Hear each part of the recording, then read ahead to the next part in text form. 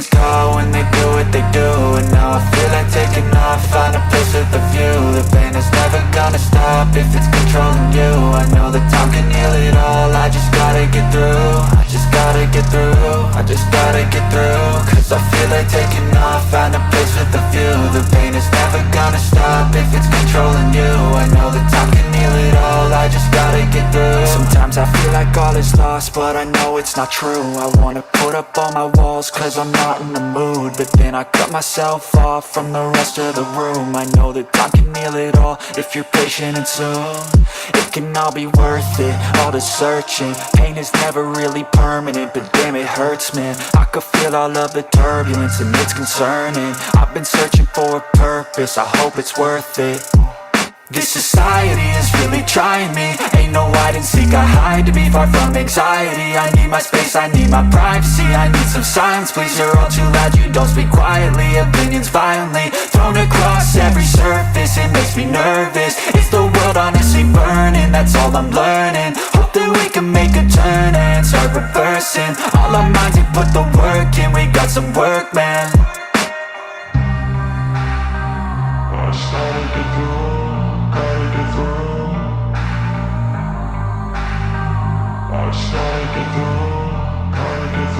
I can hear the demons call when they do what they do. And now I feel like taking off, find a place with a view. The pain is never gonna stop if it's controlling you. I know that time can heal it all, I just gotta get through. I just gotta get through, I just gotta get through. Cause I feel like taking off, find a place with a view. The pain is never gonna stop if it's controlling you. I know that time can heal it all, I just gotta get through. I just gotta get through.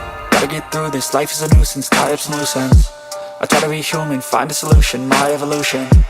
A place like this, it didn't exist, we made it like this. So you can go pick the bad or the good, got a glass half wish. I know, it's easier to hide than just to lay low. Not everyone in life has got a halo. I'm standing in the red inside a payphone, just wanna break, no. I'm not gonna give in, take a last shot, Michael J. Win. No, I'm not a robot, I'm in my own skin. Never get lost when thoughts pull you in. I miss the old you, we died with a purpose. All the energy around me felt nervous, scared I would pop out fast to the surface. Had to cut it off before you made me worthless. Torn apart, I've been torn and scarred. I had a given art, but now I'm thinking smart. I'm keeping up my guard, I'm hiding every card. A royal flush of bluff, you never know what's hard. With a back to the mat, gonna see where I'm at. I'ma fight like I'm mad, I'ma be something that they can never be me. Nice try, but they'll see I achieve everything while they stay salty. I started to go.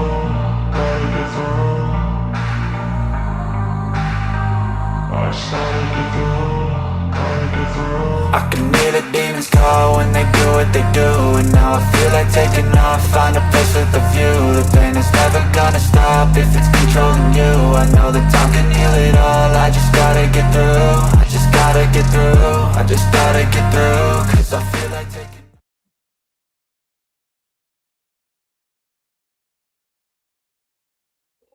what it is, what's going on with my people out there, man? Big salute to my brothers. Can y'all hear me out there? Can y'all hear me out there? Make sure all my brothers and sisters can hear me, man. It's your boy PBK9s. I'm holding it down. They can't fuck with me in my pre-recorded, so I know they can't rock with me when I'm live, man. Big salute to everybody that's rocking with me. John Demi been down in the chat. Excuse me, big dog. Been down in the chat way before we started. Big salute to City Boy Kennels, man. Scatterbred Kennels in the building. We about to get into this dog talk, man. We're gonna talk some pedigrees today. You know what I'm saying? And get into some dog talk, however they want to get into it. Dropping the links down in the chat. You know what I'm saying? That way a brother can come up if they want to come up. You know what I'm saying? Let me see. Big salute to Break them down in the chat. What's going on with you? What's going on? Let me see, man. Let me see. I ain't got my glasses on, so I got to squinch a little bit. Big salute out to my man Trevor out there holding it down, man. Hey, we're gonna talk a little bit about this Bolio tombstone stuff today, man. You know what I'm saying? I wanna ask brothers, did the tombstone actually make the Bolio better? Is what I'm trying to find out. You know what I'm saying? Or at least that's what we're gonna be talking about a little bit. Did the tombstone make the Bolio better? And we're gonna talk about breeding, a breeding technique. I really wanna speak about this because I really don't see this amongst the brothers when it comes to breeding it. And it's not like nobody can't do it. It's just that the fact that it takes time. and you got to have a goal in mind when you do it. You know what I'm saying? So we're gonna talk about that as well. You know, let me see, man. I'm gonna throw this red pirate up there on the screen, man. Throwing that red pirate up there, and what I want to look at is how he's bred as far as Tombstone Bolio. You know, we looked at red pirate many times on my channel, but we haven't, you know, discussed the fact that did the Tombstone actually make the Bolio stuff better? You know, and when we go to the Bolio breedings, and then we go to the Bolio Tombstone or Tombstone Bolio breedings, and we take Mayday all the way out the equation because he's Red Boy Jackal as well. Take him out of the equation. Now we look at the famous Tombstone Bolio dogs or Bolio Tombstone dogs and the famous Bolio dogs. You know, did the Tombstone actually make the Bolio better? That's what I'm asking my brothers and sisters in the chat. Now we're looking at Red Pirate right here. Now that's a dog I keep bringing up because I like this dog. You know, I don't know much about the dog, but I like the dog, and we're gonna compare some of the traits of this dog, and I'm gonna look at another dog too as well. We're gonna pull up Jesse Rod's Midnight. We're gonna pull that Grand Champion Jesse Rod's Midnight, I think, or Jesse's Midnight.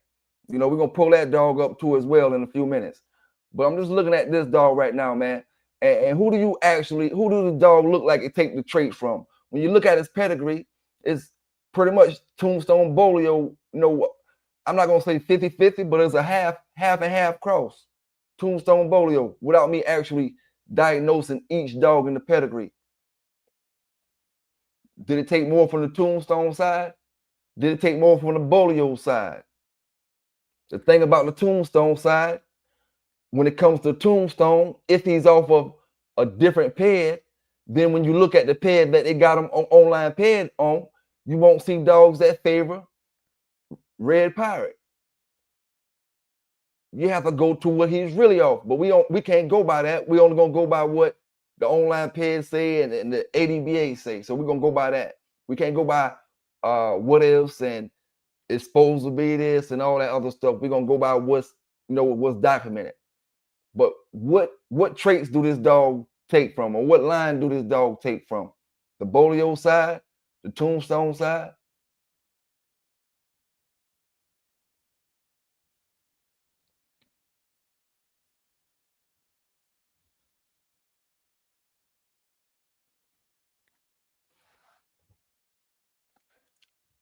Hey, break him. Give me an answer then. Give me an answer, my brother. The question I asked is, did the Tombstone actually make Bolio better? Give me an answer for that. And tell me why you answer that. You can come up if you want to. Tell me why you answer that.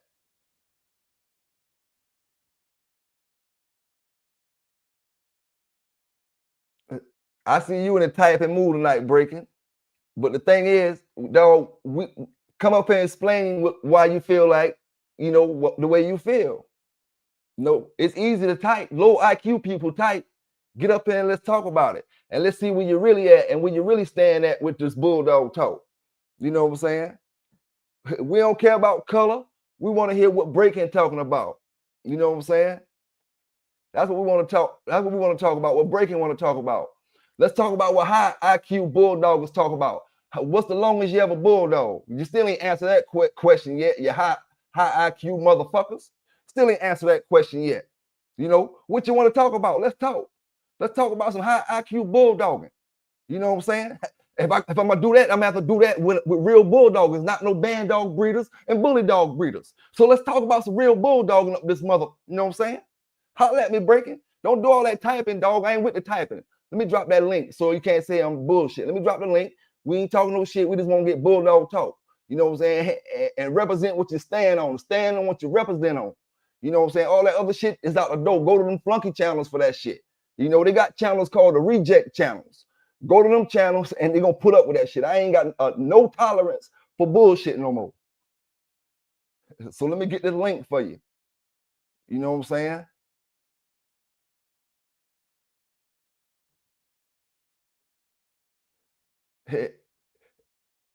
We always allow brothers to come up and do their dog talking. Did the tombstone make the bolio better? Some of y'all brothers just getting your first damn Pitbull and talking about some bullshit. Getting your first Pitbull. Only thing you know is tombstone bolio.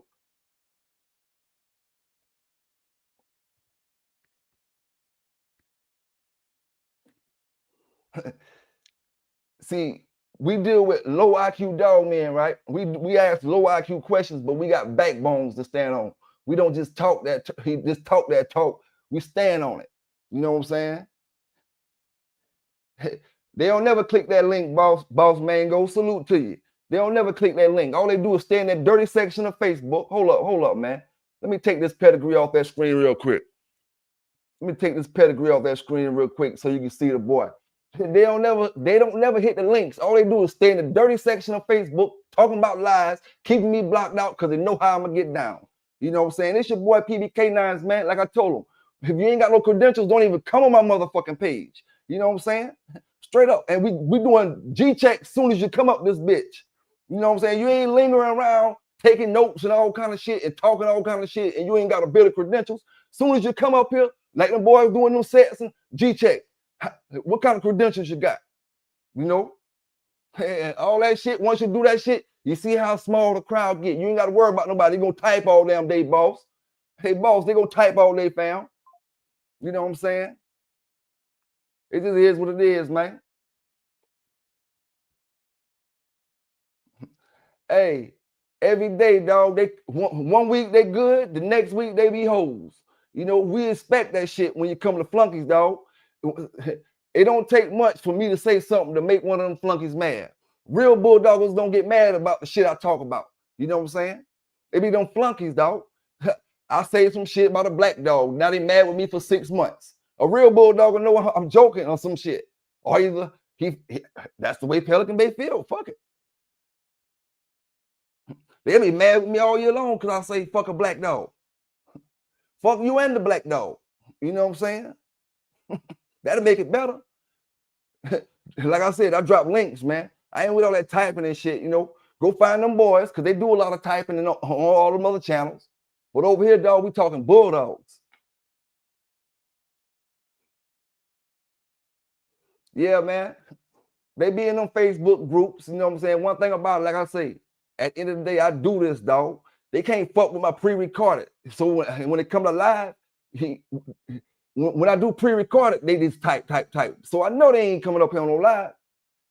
And another thing, I ain't into doing handouts no more. There's a lot of these dog channels looking for handouts right now, which means they want me to reply to certain things. I ain't into doing handouts. Get your weight up. You know what I'm saying? Out here in this dog game, man. Big salute to everybody doing positive out here in this dog game.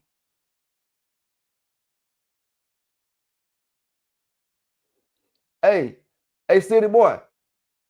Big salute to my man, City Boy, man. Like I always tell them folks, I talk shit about black dogs, but my homeboy got black dogs.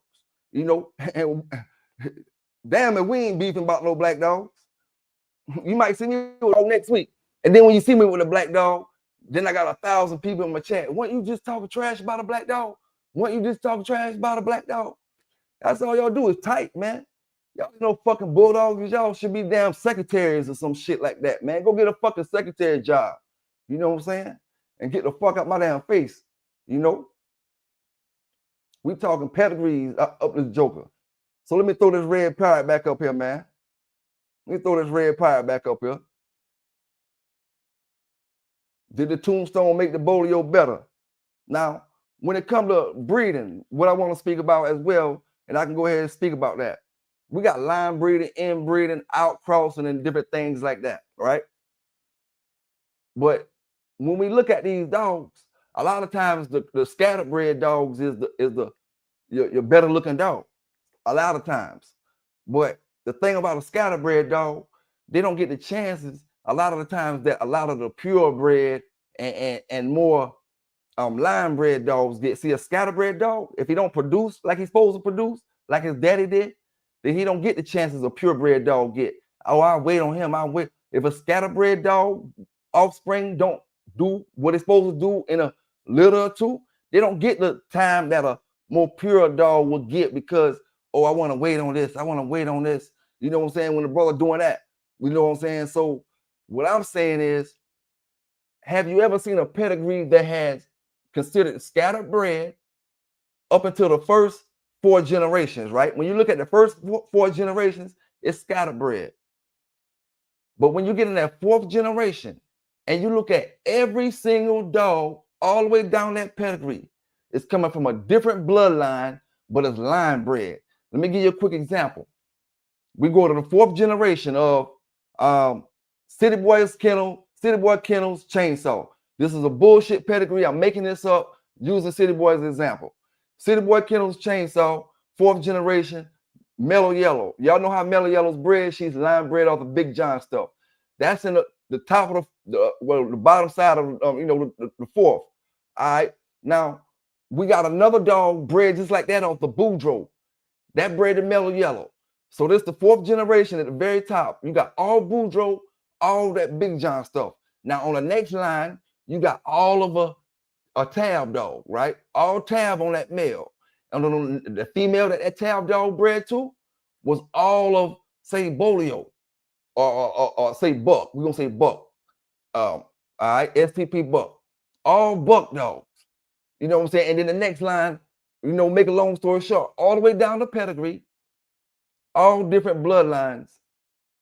So when you can't, it's scattered bred because there's so many different lines, but at the same time, it's not scattered bred, and I don't really see no dogs bred like that. You see dogs bred mostly this and mostly that, a little bit of this and a little bit of that, and a little bit of this, but you don't see all the way down the whole pedigree a family of dogs from the top to the very bottom in the 4th generation without getting into the same family. And you can, of course, you may have Poodle Dabo here and there, the same, in different dogs. You're going to have some of the same dogs. But for the most part, I'm talking about, say, some of your more famous Eli dogs. You got a family of T-Bud dogs, or a family of, I done said Buck. You got a family of T-Bud dogs. You got a family of Red Boy dogs coming down off the Cadillac stuff. A family of them dogs. A family of Kobe dogs, just straight Kobe stuff. And when you don't see none of this stuff until you get in the 4th generation and go behind that. And now you see all the concentration of the bloodlines that brothers put together.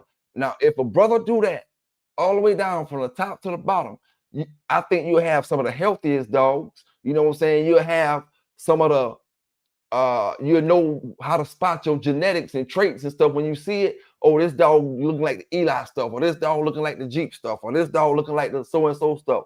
You know what I'm saying? I still think, and you have that scatterbred, that scatterbred enough to still have that look. Far as, I'm not gonna lie, a lot of them scatterbred dogs just be well built. They're just well built dogs. You know what I'm saying? So you still have that, but you'll have that base. That's a bunch of line bred dogs. You know what I'm saying? From the top to the bottom. Not one line bred dog, 2 or half the pedigree, all line bred dogs. And like I said, I just want to see that. And if a brother know a pedigree that's like that, drop it down in the chat. I'll look it up. You know what I'm saying? Yeah, it just is what it is, man. It thing break them. I like to discuss in discussion, man. Typing ain't discussion. Typing is texting and typing back and forth. You know what I'm saying? I'm from the area you had to holler at a girl. You couldn't type all day on Facebook and all that shit. You had to go holler and kick your game and all that shit. You know what I'm saying? So I'm with talking, dog. And a lot of the way these brothers be talking and texting and all that stuff, you can get a text misconstrued. A brother can write a text on something and you look at it the wrong way. So I'm about talking, dog. You know what I'm saying? At the end of the day, It don't take me nothing but 30 seconds to a minute to find out if you're really bulldogged or not. You know what I'm saying? And I ain't discussing bullshit with trolls. If you want to be a troll and want to fit in that category, you know what I'm saying? It's no discussion. You got to have bulldog credentials. King Lone Swipe, what's going on with you? What's going on with you? You know what I'm saying? And we can always disagree with, we can always have disagreements. Anybody, you know, what topics are going to ever come up that you're not going to have disagreements with? But when you say stuff, you got to be ready to stand on it. I ain't up here saying stuff that I ain't ready to stand on. You know what I'm saying? But check this out real quick, man. Let me give y'all a quick break. Let me give you a quick break while Breakum soldiers getting this shit together. You know what I'm saying? I want y'all to check something out and tell me how y'all will rock with this right here. Tell me how y'all gonna rock with this. You can't do that. You can't feed the dog out of the pans. Ma'am, that's against health. Please stop. It's fine. He eats like this at home all the time. Hey, that's what you want to see, Breakum? That what you want to see? Some eating out the buffet line. Big salute to Legion Fear in the building, man. PDK9 is giving it to you firsthand. We eating out the buffet line. It's a huge deal here. This is for guests. You can't do that. You can't feed the dog out of the pans. Ma'am, that's against health. Please stop. It's fine. He eats like this at home all the time. It's a huge deal here. This is for guests. You can't do that. You can't feed the dog out of the pans. Legion Fear, what's your next move? City Boy Kennels, Breakum. What's your next move, Breakum? What's your next move when you see that and you're sitting in there chilling with your girls, chilling with your family? You know what I'm saying? What's your next move? Pull out your cell phone? I'm just asking, brothers. You know what I'm saying? You know? Hey, dog, like I said, I gave you the link, fam. I gave you the link. You talking about low IQ, but you seeming like you got a low, you kind of scared. You kind of scared, fam. You know what I'm saying? You more impressed on talking trash to me than coming up here and speaking your piece. If you got something to say, come speak it, big dog. Hey, I ain't gonna bite you. Hey, King Lone Swipe, I ain't gonna bite him. Shit.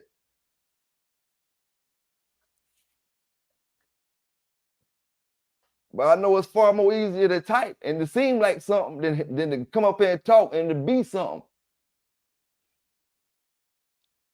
Ma'am, that's against health. Please stop. It's fine. He eats like this at home all the time. It's a huge deal here. This. No big deal. He eats like that at home all the time. That's what she said.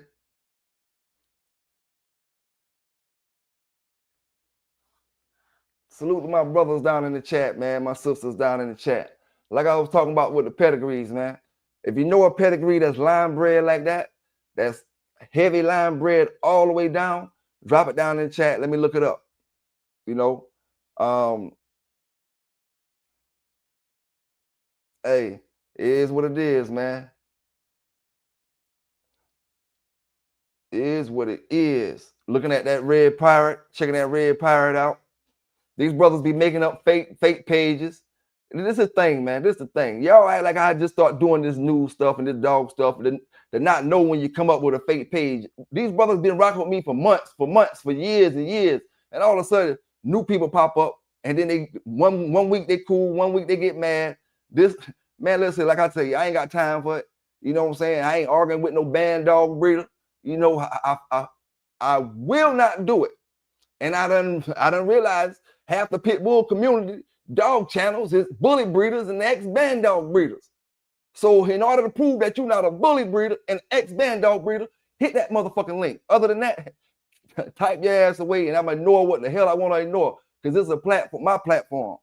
You know what I'm saying? Dog, listen here, man. You typing, dog. Nobody mad. This how I talk. Everybody that rock with me know this how I talk. You know what I'm saying?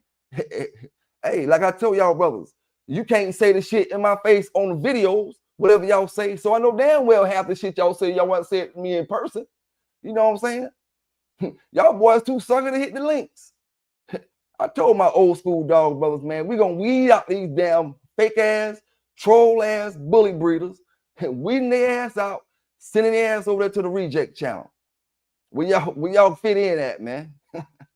Y'all just don't fit in over here, man. Now he talking about David Tant, somebody he clearly don't know about. Why you mentioning David Tant name? Let me show y'all, man. A brother who won't talk dogs, gave him a link mentioning David Tant name, but we ain't gonna even talk no David Tant to him till we find out he ain't a band dog breeder. The hell with all that shit. He ain't getting no bulldog talk. I talk the stuff that I got to speak tonight for my show. Other than that, fuck him. To me, he just one of the boys to make a fake channel to get up here and do all their trolling and all that stuff like that, man. Big salute out to my man Samurai Ken out there holding it down. You know what I'm saying? These brothers out here hating, but they can't stop what they ain't start. You know what I'm saying? Plain out and simple. The positive gonna always override the bad. And to my brothers, let me explain something to my brothers out there who my white brothers who out here flying these flags and stuff like this. Because you take pictures, you go out there. That's the first thing my white brothers like to do, to prove that you're not prejudiced. Stop doing that, man. Stop doing that, because we automatically look through that stuff, Fat Bill. Now, let me explain something to you, dog. 1 week we talking about you flying the flag. The next week you posting a picture up with a bunch of brothers in it, which is cool. I done told you what Mike Dan them was, you know, and I ain't gonna tell you about what the rest of the brothers is. I ain't got nothing to do with that. But all I am saying is stop posting them pictures. That don't mean you don't feel the way we know you feel. You know, at the end of the day, man, y'all brothers be tripping, man.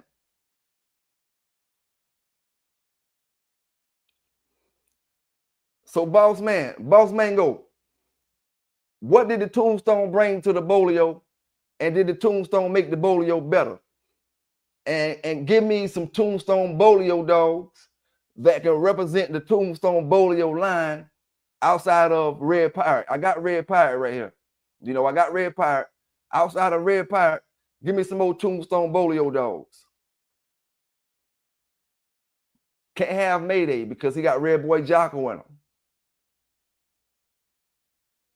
And I know there's a lot of them out there. I just seeing where y'all boys at. Hey, break them. Give me some tombstone bolio dogs. Break them and stop all that bullshit texting you doing. Put yourself to use, man. Put yourself to use down there.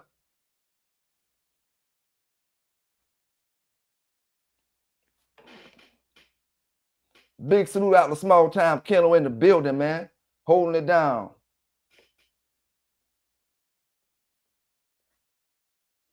Like I said, man, we have a whole lot more patience with pure lines or lines that's heavy bred Boudreaux. I'ma sit on that dog. I'm gonna give him time. But when I get this scattered bred dog with all this stuff in it, oh man, it ain't bred right. It ain't got enough of this, or it got too much of that, or we have all kind of excuses for the scatterbred dogs, and we make excuses for the purebred dogs to keep them. Oh, this dog a good producer. It can be me, it can be anybody. Oh, this dog a good this, or this dog a good that. You know, we all do it. But the scatterbred dog, the dog that got 1,000 bloodlines in it, we throw it out. We get rid of it quick. Andy Cap.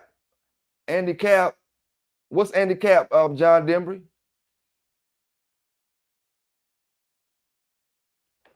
I'm gonna pull Andy Cap up.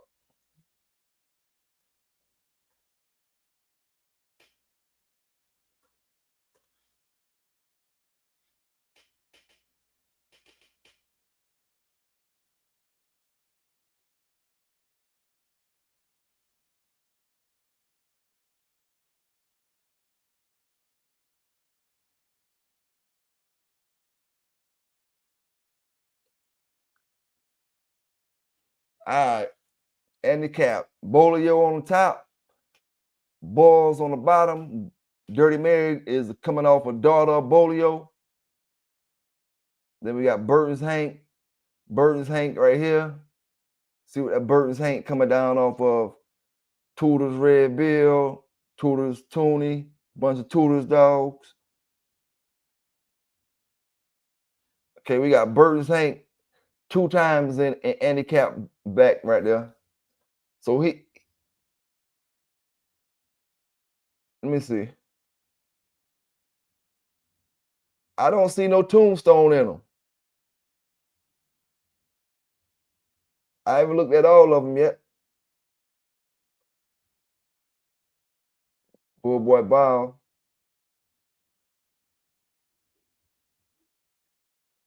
I don't think Andy Cap got Tombstone in him, does he? Let's check right here, Red Baby.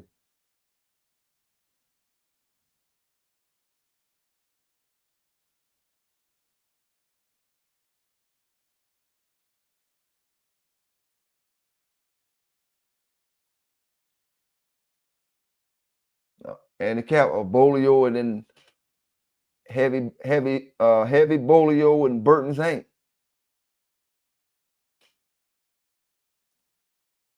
You know, it just depends on who reading the pedigree and how they want to call it. You can say Boyles, Dirty Mary, and Bolio, but Boyles, Dirty Mary is coming down off Bolio. Holland's Cherokee Chief. Now, the Cherokee Chief dog is coming down off your Eli stuff. So you got your Eli in there. Chavo, Davis, Chavo.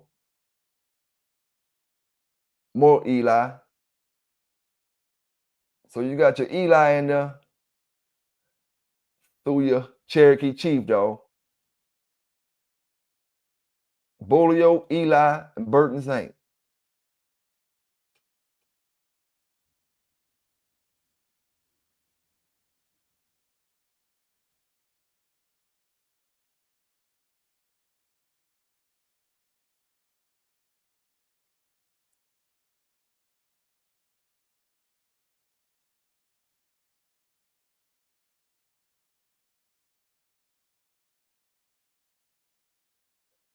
I'm not gonna lie, John Demery. I like Andy Cap too, man. I always liked Andy Cap. Like I always say, I always wanted a dog directly off Andy Cap. I never had one. I never had a heavy bred Andy Cap dog. I always wanted one coming off of him back in the days. I never got it, but I always liked the Andy Cap. Just looking at him, just looking at him, just made me, want something off of him before I even heard the stories.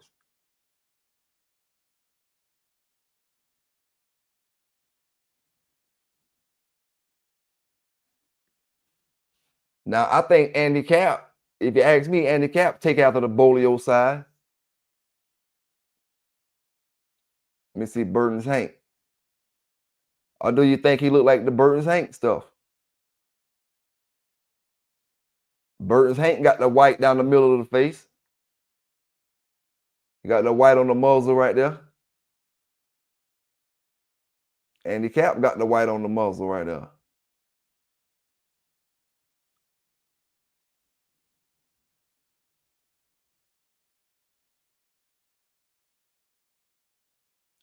The Cherokee Chief. Let me pull this dog up, man. Grand Champion Jesse. Grand Champion Jesse's.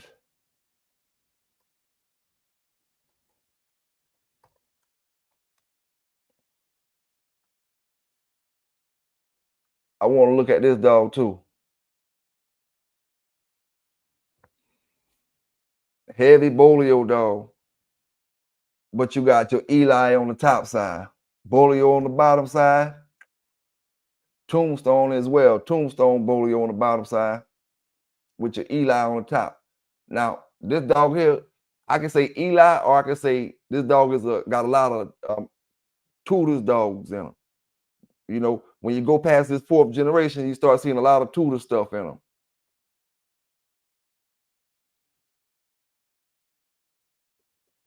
Now, this dog caught my eye particular because, I like the way he looked. I like his head shape and his head. He kind of, in my opinion, he kind of got that Dabo shape head. And just my opinion. And I kind of sometimes I see that head shape a lot with them Bolio dogs as well. That kind of thick muzzle like he got.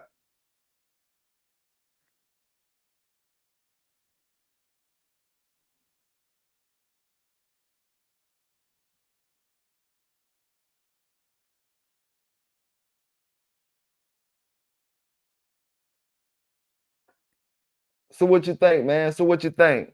You know, all right, Cool Beans say Vice Grip Poncho, West Penn Razor. Now I had West Penn Razor. I either did a video about him or either he in that book I did. Or either I read about him in a book. I seen West Penn Razor on something. And hey, Cool Beans, you said Vice Grips Poncho, West Penn Razor, and Out of Tonka Bell. Is that your Tombstone Bolio dogs? All right, I'm about to look up Champion Tonka Pet.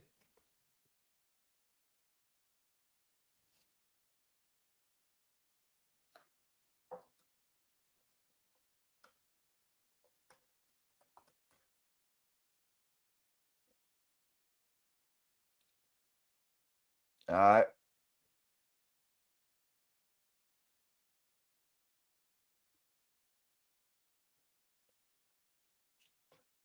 Directly off Tombstone, daughter of Bolio, Red Baby.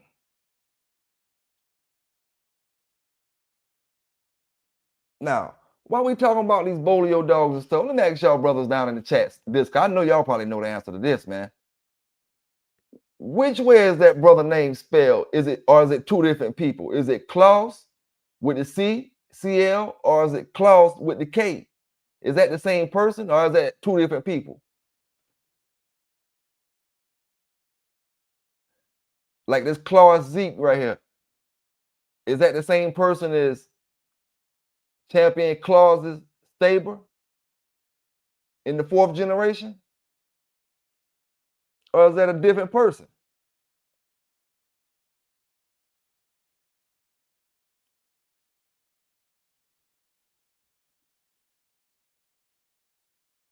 Okay, Boss Mango say them different people. Okay. I was just wondering, man.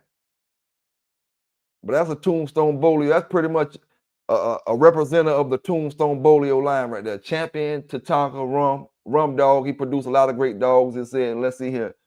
Say offspring or Tonka Bear, Bo Cephas, Champion Sean, Champion Jody, Champion Buck, Champion Billy, Champion Willie, Booger, Champion Tuscon, and Benny Bob, and Champion Ginger. So that's Tombstone Bolio. Now, let me ask you this down in the chat. Now, we all know that that dog wasn't bred as much as Mayday. But that's a lot of good dogs that I just read off to you, off this dog right here that we know. Let me look at his offspring. We know he wasn't bred as much as Mayday.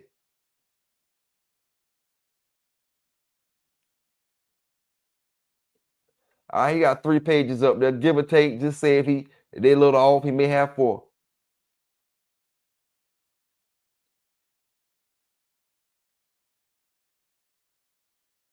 But how is his production compared to Mayday if you're going by ratio? Just the dogs I named off just a second ago.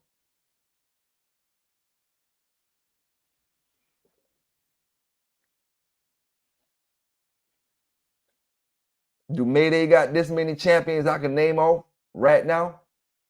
Straight off, we know Barracuda, we know Luke Kane.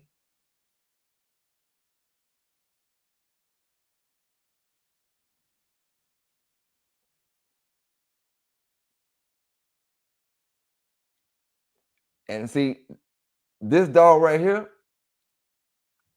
this is a male.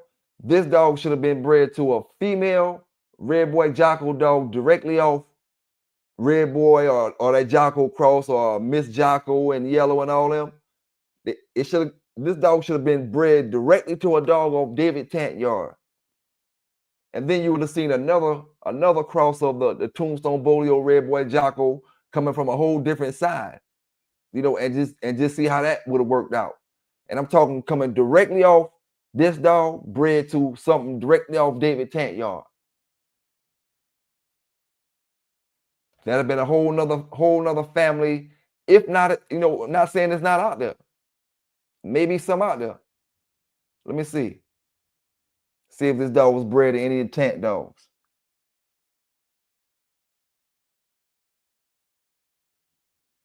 All right, boom, boom. Going down the line. Mostly Patrick stuff. Got some other brothers up there. No David Tant dogs. Yeah, if he would have been bred to a Tant dog, I ain't about to check and see which and trying to hope I can catch one of these dogs to be a yellow dog. I have to go back and look. But if he was bred to a yellow dog, that'd have been a whole different strand of some Tombstone Bolio stuff. Now, what's another Tombstone Bolio dog? Y'all brothers, let me check down in the chat real quick.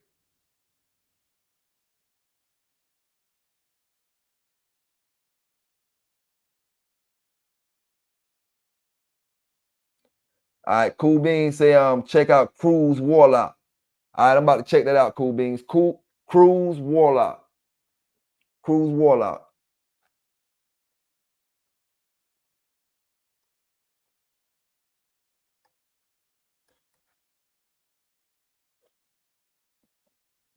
Cruz Warlock didn't show up, but Vice Grip Warlock did. And now, let me see.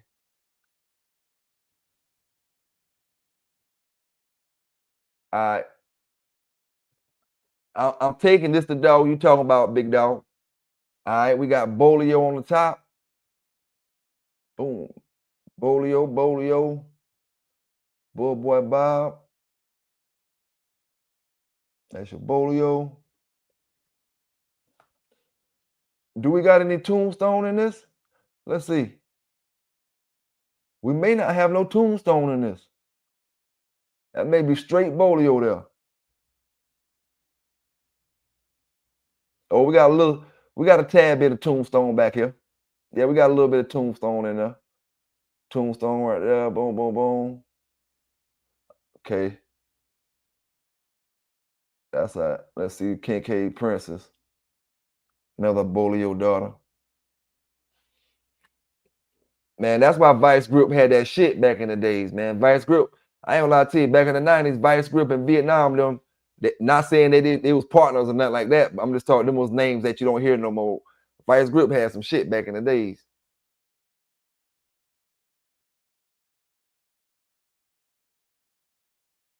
That's got some Tombstone in it now.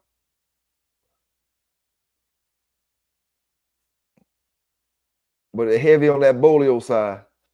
Let's go back to that dog. I want to take a better picture, pull this picture up real quick.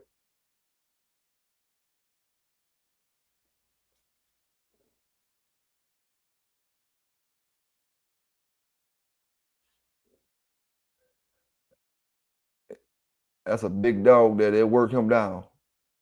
That dog there come down. He'll be a big dog on a 50-some pound dog or high 40-some pound dog. He'll be a big dog on that joker. Okay, Warlock, he said go to his offspring. My fault, bro. Going to his offspring. All right.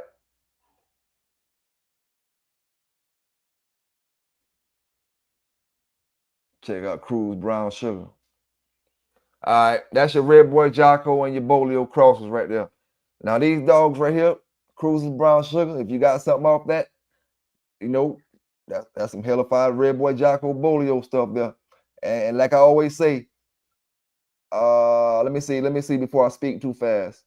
Without the Mayday, nothing wrong with Mayday. Got Mayday, plenty of Mayday on my yard. But I gotta say the Red Boy Jocko Tombstone Bolio without the Mayday.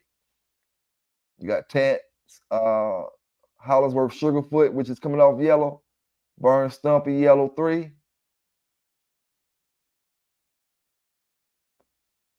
You got Mayday Mama.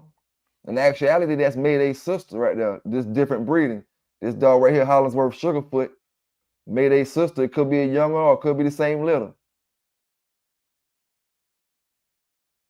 But just imagine the puppies that Mr. Cruz and them brothers got off this dog and Hollingsworth got off this dog. They come off of yellow and they bred him to Stumpy son and a daughter of yellow and Stumpy son. Man, them puppies, Sugar Toe should have been a hellified litter. Cruz Sugar Toe.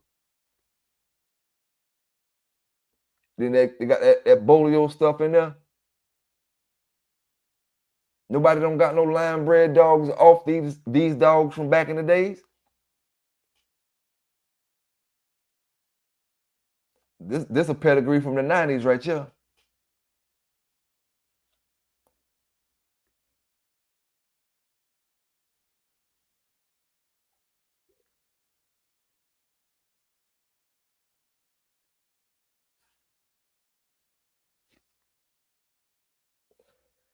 Hey, Trevor, what the PR mean? You talking about the PR like them brothers explained to me a while ago? The purple ribbon? That what you mean by PR?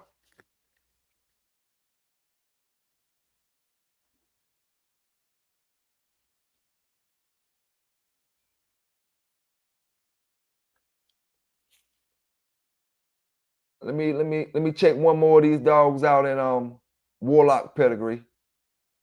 Cause this that Red Boy Jocko tombstone I was asking these brothers about. Let's look at Champion Mississippi. Mississippi Runs Cream. Now we don't got a picture of it, but we got a same type of breeding. But boy, this one right here, this one got yellow son and daughter, half brother and sister bred with each other at the bottom, which is Stumpy and Cruz Goody.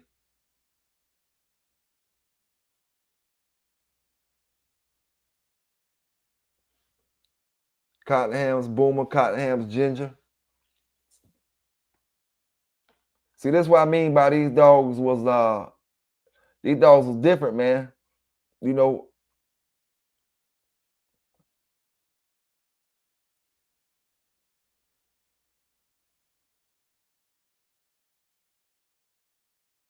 all right, them brothers say look up Invictica. Let me see, make sure there ain't no more. Let's see what this Gravedigger dog look like. See, them boys had that remedy. That's them probably dogs all now. If all these dogs are the same litter,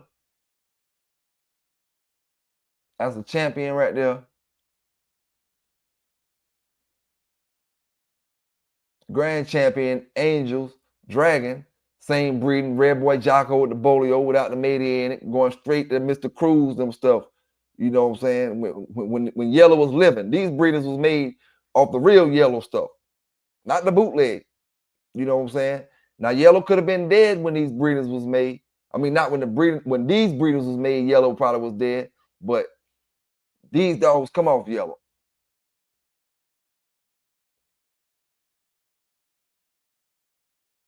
All you got to do is pay attention to Mr. Cruz dogs. See when Mr. Cruz start weeding away from the Grand Champion Yellow. That's all you got to tell yourself. If Mr. Cruz and David Tannen's partners and they own Grand Champion Yellow together, pay attention to when Mr. Cruz stopped breeding to Grand Champion Yellow and just went to a whole nother direction because he knew what time it was. Just pay attention and look in the pedigrees and you can see it. You can read it.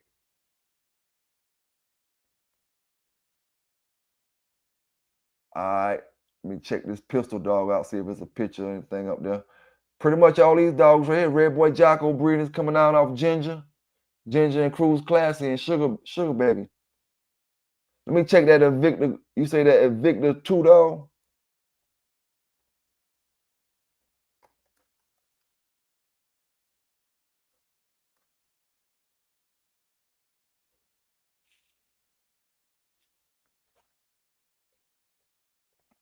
All right. Patrick's Invicta. Bolio in the 4th generation. Bolio in the 4th. Kincaid's Rollo. Kincaid's Rollo was a son of Bolio and bred to a daughter of Bolio, which we looked at just now. Let's check out Maloney's Macho. That's a tombstone dog. And a little bit of Bolio on the bottom side. If you look on the bottom side, you see a little bit of Bolio down there. So that's heavy tombstone with maybe like a quarter of Bolio, if you want to call it that. About a 75-25. And you can see the tombstone in this dog right here compared to the other dogs that kind of give that bolio look. This dog here look like Tombstone, just a different color.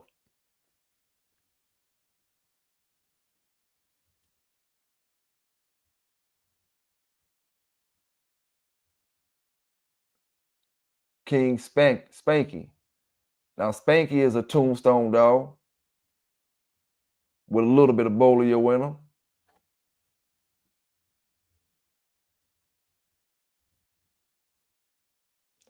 See, you have to get the opinion of a lot of these old school brothers like Krabs, like like Patrick, you know what I'm saying? But we need a fair and unbiased conversation with Patrick about these dogs, you know what I'm saying? Somebody that's gonna ask the questions that really need to be asked, not no disrespectful questions or nothing like that, but the questions about the bloodlines and different things.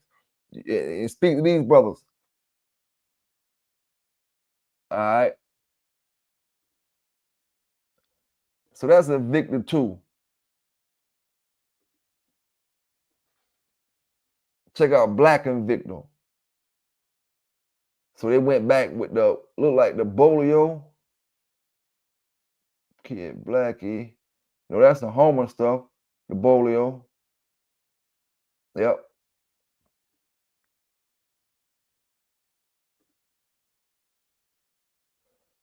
Bolio right there.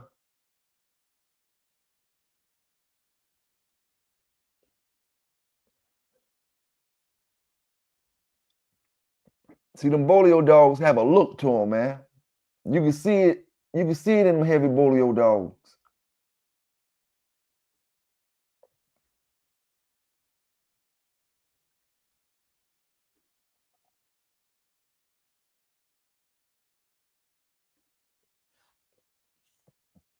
All right. This is Imperial's Jefe, 3-timer. All right. Bolio on the top side. Victico. Bolio on the bottom side.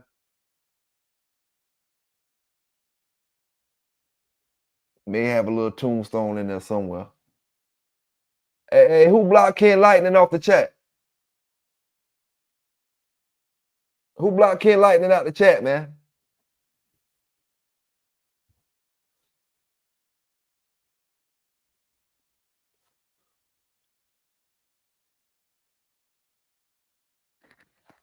Ken, I'll do whatever I gotta do to get you back in there, man. I ain't sure exactly what happened. I wasn't paying attention in the chat just now.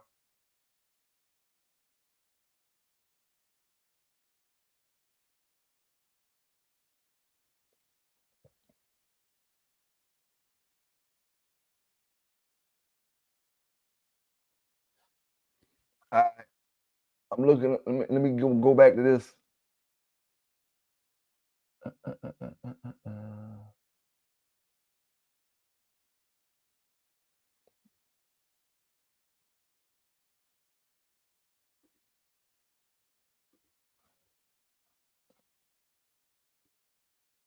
And Vice Grips Warlock.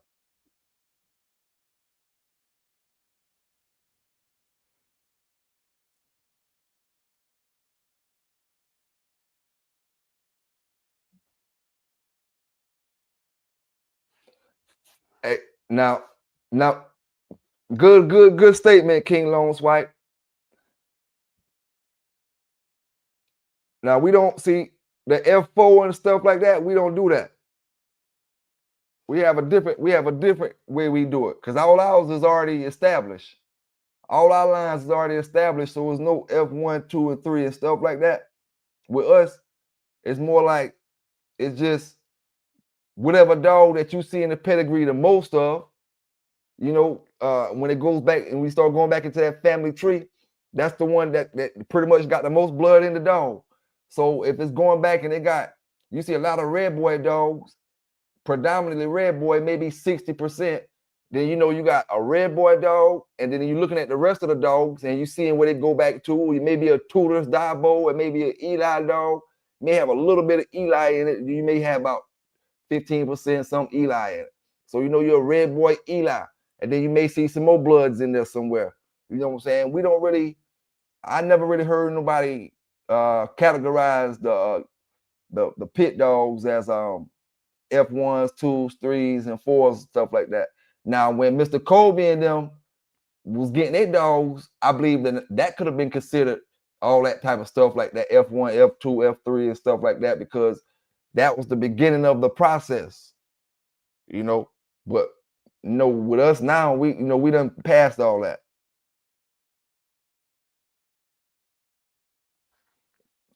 Like we talk percentages. We don't deal like the F1 and F2 categories.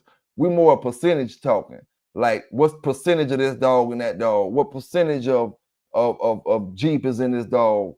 What percentage of that dog is in this dog? You know what I'm saying? Because the F thing is like creating your blood, your breed. You trying to create a breed or something like that. We ain't trying to create them. We just it's just different lines. We got 100 lines in one breed, and more than that. Once these brothers realize that a line is nothing but a dog name, your dog can be a line if you start a family off that. It just depends on how serious each person is. Yeah, see, King Long Swipe, I have to get you up here and do an interview on that, man, about and explain to us about that type of stuff like that, because we don't use that, ain't our lingo. That's that lingo from them like designer breeds and stuff like that. Them brothers who got the designer dogs and creating dogs and stuff like that. We 100 years past that. And King Long Swipe, you my dog, so I ain't talking no trash and nothing. I'm just telling you, anytime I'm gonna get you up here and you can do some explaining to us, because we always need to learn something. You know what I'm saying? I always can learn something.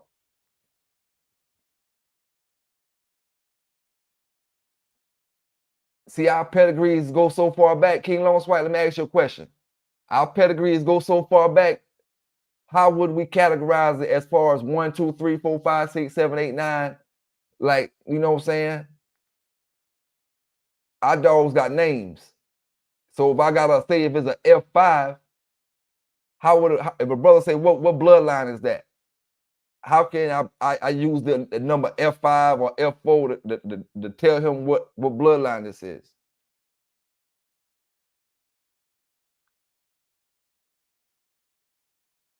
Now, I'm gonna ask you another question, King Long Swipe, because this kind of we on the same page when it comes to this certain thing. Now, if you creating your own line, if you feel like you starting your own line, now I don't say the F1, the F2, the F3 is something that's documented, but I say it may be something that you can keep in your head and say, okay, this is my first generation of breeders I made. This is my second generation of breeders I made for to start my family up. This is my third generation of breeders I made. That might be something you can keep in your head just to say, okay, boom, now I'm at so and so. But you got to explain it to us, dog, because I don't want to say the wrong thing about something and sound stupid or something like that, you know what I'm saying? Or make it sound like I'm trying to discredit what you're talking about or not like that.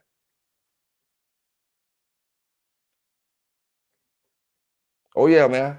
See, yeah, we don't use it, but I ain't gonna say we not supposed to use it or none of that. That's why I say it's always an open conversation on that, King Long Swipe. And you always got a platform up here where you come up and rock with me, dog. You know what I'm saying? Agree or disagree with me, fam. You know what I'm saying? You don't gotta agree with everything.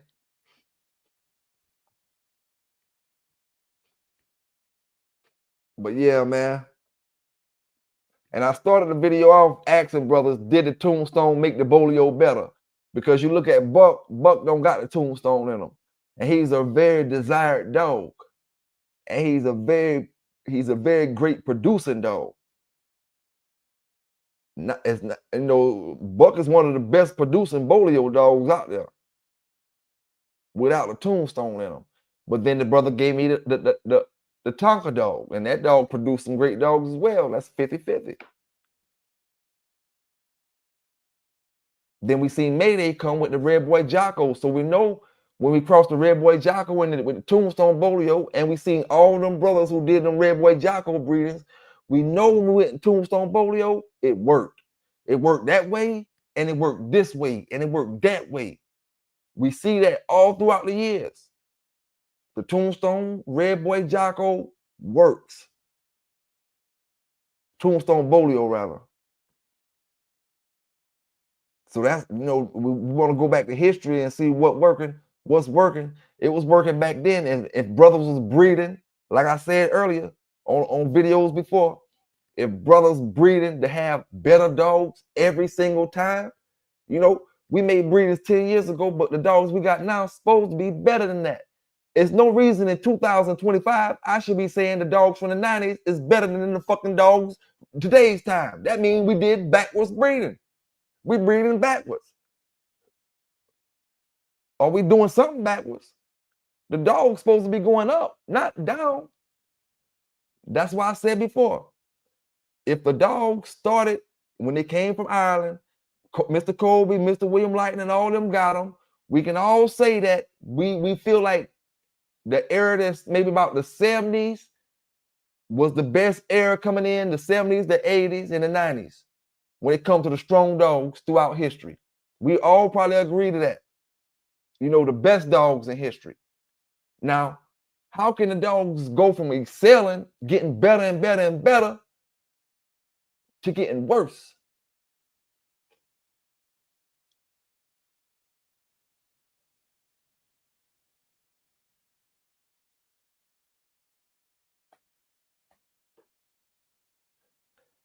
Now, we was talking about that too, man. Me and my partner was talking about that too, Trevor. What if Jocko was bred the daughter of Indian Bolio, or Indian Bolio was bred to a daughter of Jocko? Man, I bet you I challenge one of y'all brothers. I know y'all can't find that breeding out there. Anybody who did a breeding of one of Bolio daughters or sons bred to one of Jocko daughters or sons. And even Eli's daughter could be in the situation, or son could be in the situation.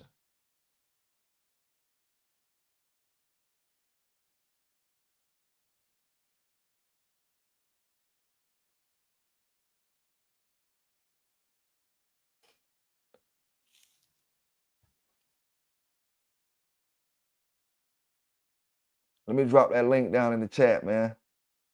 I ain't dropped that joker in a few minutes. My fault, man. Y'all should have been told me to drop that link again. Anybody want to come up?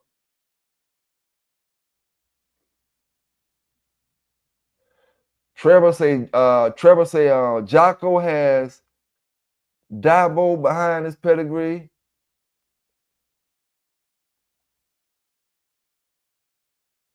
And it's about 19% Dabo behind his first 4 quarters. Now, how bad was Dabo, man? Let me ask y'all brothers, how bad was Dabo really? Because, if everybody dog going back to Dabo must have been hellified dog.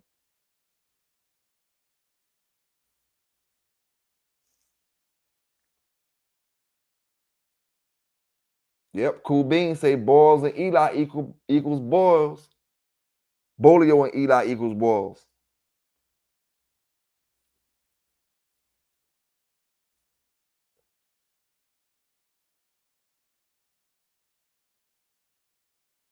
Yeah.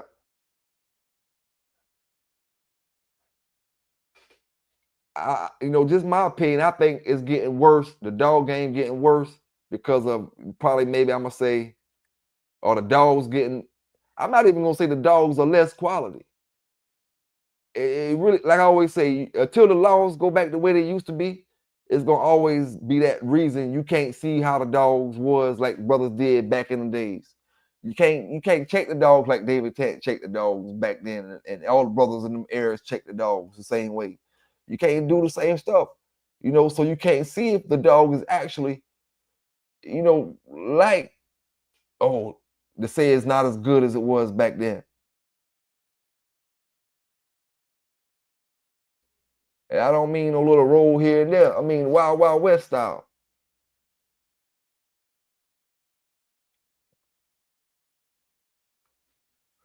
Hey Trevor, what do you think? Give me the two best producing Eli dogs on the market.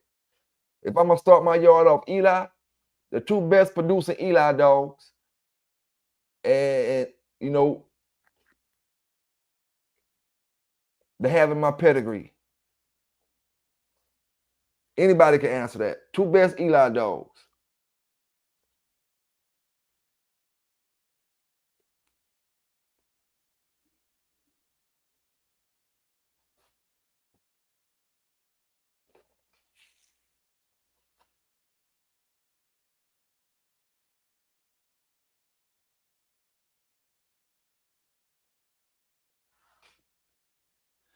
Man, I can imagine Cool Beans that Dabo was about that life. Like I said, man, just the air that I know that we've been through compared to this air is a whole lot different. So I can imagine back in the days when them boys was rolling, yeah, man, listen, them boys had shit. That shit was damn near like it was legal back then.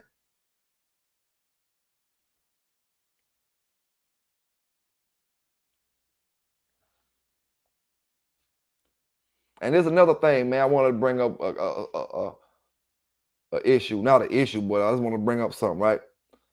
All right, when it comes to like, just say studying dogs being studied out throughout the 90s and more modern day times, you know, the dogs in the 90s and the dogs in the 80s and the 90s, you're gonna always see the brothers that had the dogs out back then getting more stud feeds than anybody in modern day times.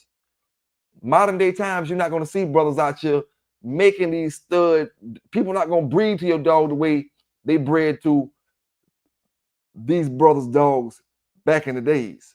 It was no access to pit bulls back in them days compared to the access it is to dogs now.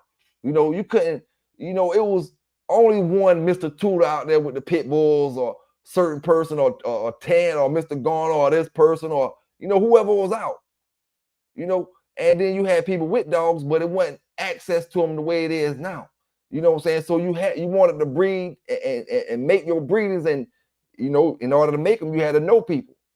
You know what I'm saying? But now you can just breed anytime, Dick and Harry.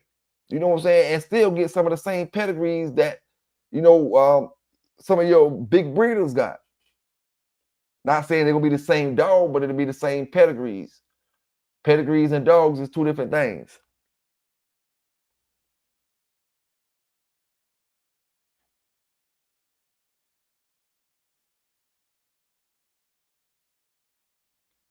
Now I'm gonna say, when it comes to them Eli dogs, my honest opinion, I can't give you a real assessment on them because my Eli dog stories come from Tom Garner dogs. Them ain't the kind of Eli dogs I can base that whole Eli line off of. Them dogs got a lot of snooty other stuff in it. You know what I'm saying? And it's not pure Eli. Now, I never had no Boudreaux dogs in my damn life. You know what I'm saying? So it'd be unfair for me to say, no, the Eli dogs ain't shit when the dogs I'm talking about is actually them 45-minute dogs from Tom Garner. You know what I'm saying? But I've seen some real nice Boudreaux dogs, you know what I'm saying? Some real nice, and the thing about a lot of them dogs I've seen, they come in all different sizes. I've seen some big 50-some pounders, some, you know, nice 40-some, and some smaller dogs.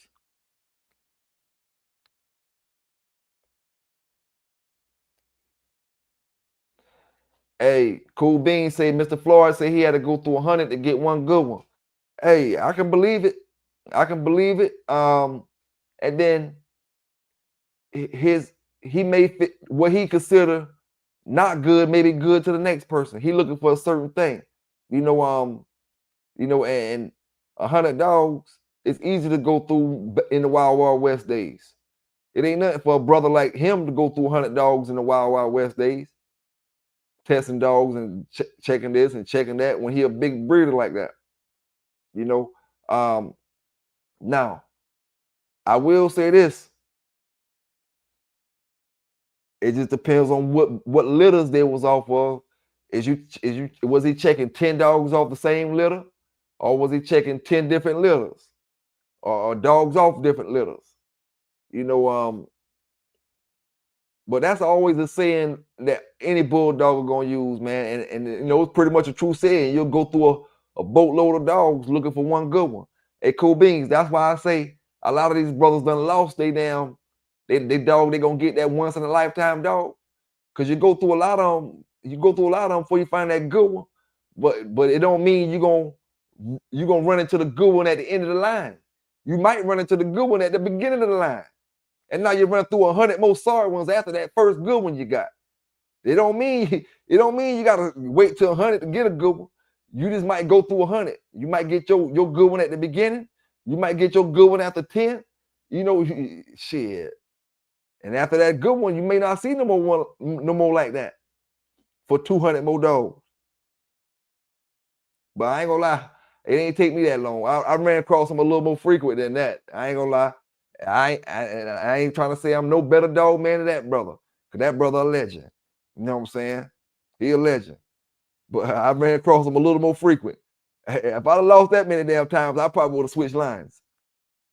Or, you know, if it took me that many damn dogs to find, I would have been adding some stuff in there.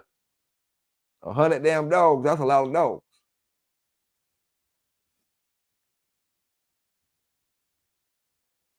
Small time, man. What's going on with the post?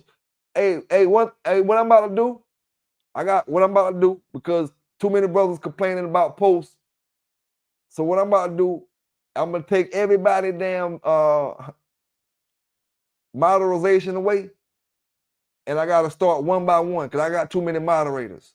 You know what I'm saying? And folk putting people in places, and you know, you have personal issues with different people, and nah.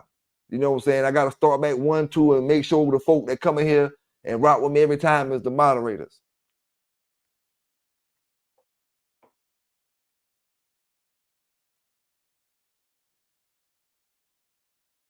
Now that Art dog is a dog that been spoke about for many, many, many years. So you know he had to been a great dog.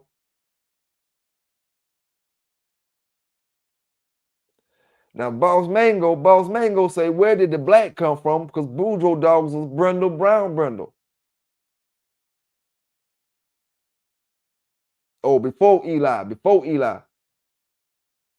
Well, man, I tell you what, Boss Mango, all I know is they say Blind Billy ain't who he off of. So you never know, dog. You never know. Blind Billy, and there's one more out there.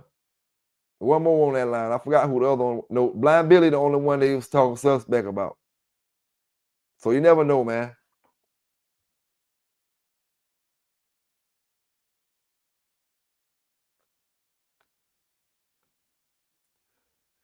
Arizona Pete, another dog we always hear people talking about.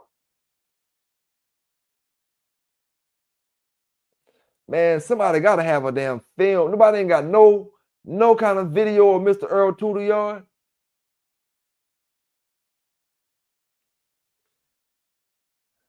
Mr. Earl Tudor,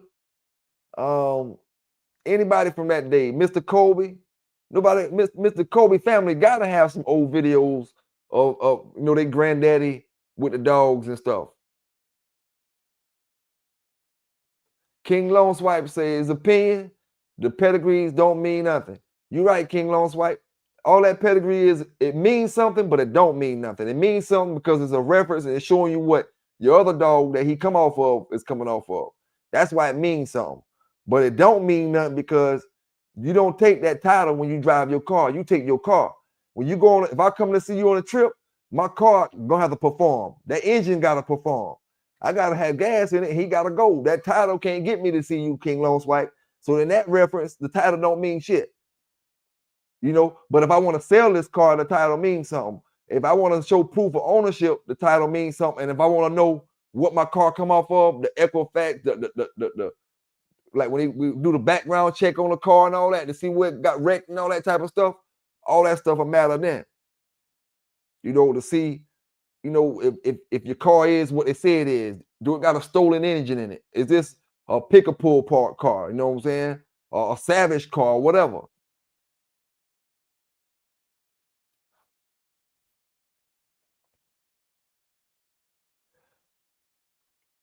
One thing I will say, man, we can say bulldogging in the South, but look at it. Some of the best dogs that we got come from them Texas boys and them Oklahoma boys. You know what I'm saying? From Mr. Mayfield on back to Mr. Tudor and a whole lot more fellas out there. The Oklahoma and Texas boys during the old school days. Now I would say, you know, just by reading some of the old stories, it really didn't shift to the South until, like, in my opinion, it really didn't shift to the South until maybe in the 70s or the 80s, somewhere around that area. Because a lot of them old school Bulldogs you see was in New York, was in Oklahoma, you know what I'm saying, Texas. You don't really hear us talk about South Carolina in the William Lightner talk and the Kobe talk and all them dogs like that. Oh yeah, hey Boss Mango. One thing we know, dog, one thing for sure, we can't prove it. It's done way past, and ain't nothing we can do about it now, man. You know how these brothers hang pedigrees now. Man, back in the days, the brothers was hanging pedigrees, but they weren't doing it in the same manner that we do it now. We do it now because we trying to shit somebody. They was doing it back then on a whole different level because they weren't even making the money off the shit like that. You know what I'm saying? It wasn't about money. It's about winning. I bet you there's some dogs that got some good reputations back in them days, or say they producing real good, but somewhere or another they got another kind of dog in it, or you know something. Them brothers was breeding to win back then, man. I'm gonna put whatever in my dog to win. Like right now, any of my dog brothers in the chat, you may know a brother who got a dog that you want to breed to, and he is producing for show winners off this dog. But will you breed to this dog if he don't got no papers? A lot of people gonna pass that dog up just because he don't got papers. Man, that's a good damn dog, but I wish he had some papers on him, man. Damn, I wish he had some papers on him. You know what I'm saying? A lot of people gonna pass that up. Almost 70-some% of the people gonna pass that dog up because he don't got papers on him. So, you know, back then, in them days, them boys ain't gonna pass that dog up. They gonna breed to the good dog because the papers is not important, because the money is not important in the same way the money is now. Of course, they betting and all that type of stuff, but you know, they wasn't selling no expensive dogs like they doing now. It was considered more of a sport. Not then, it's more of a business now, in my opinion.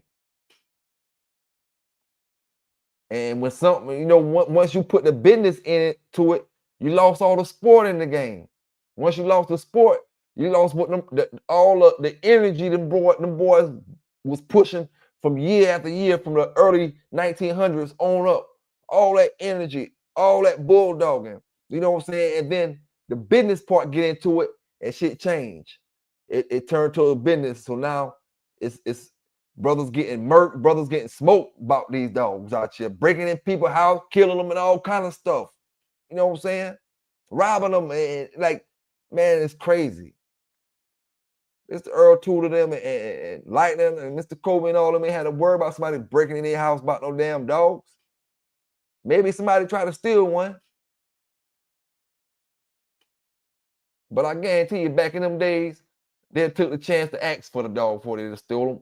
They had dog thieves back then too, though, but yeah, hey, Boss Mango, you exactly right, dog. Back in the days, they made their money in the box. They weren't making the money off selling the puppy, selling the dog. They made it in the box. You were exactly right about that, dog.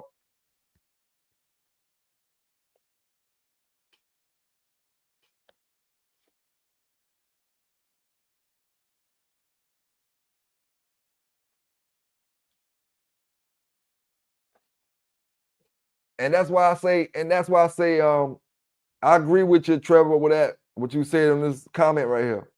That's why I say I wish we could talk to some of Mr. Chavis people, man. Get some of his family members to give some stories.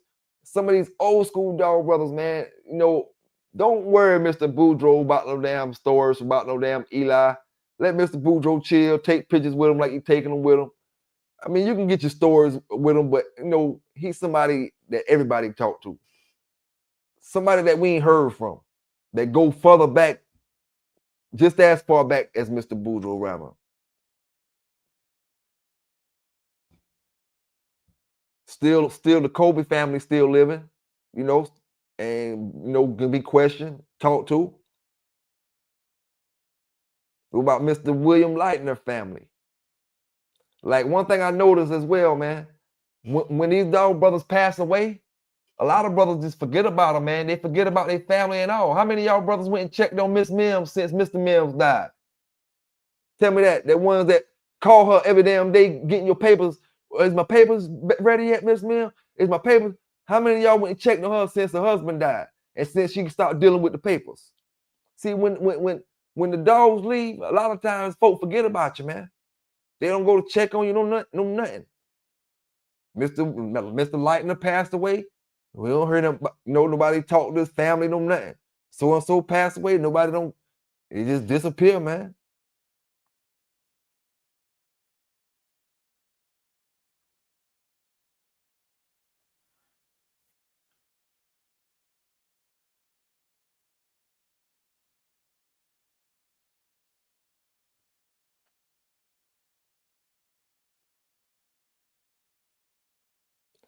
Oh yeah, that dog still ain't been going on, man. That dog still been going on. And the thing about it, back then, Trevor, you can imagine when it come to dog stealing, if a person did steal a dog, you wasn't finding out who got your dog back then. Now you may figure out something. It's gonna be hard to find out now, but you definitely wasn't figuring out who had your dog back then. And at the same time, you may figure out who have your dog because not that many people have dogs like that back then. But the means of communication wasn't the same. So that's why I say you probably wouldn't figure out who had it.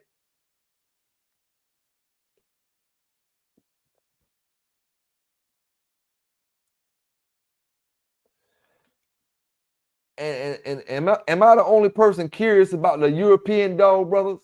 Where the hell is their stories at?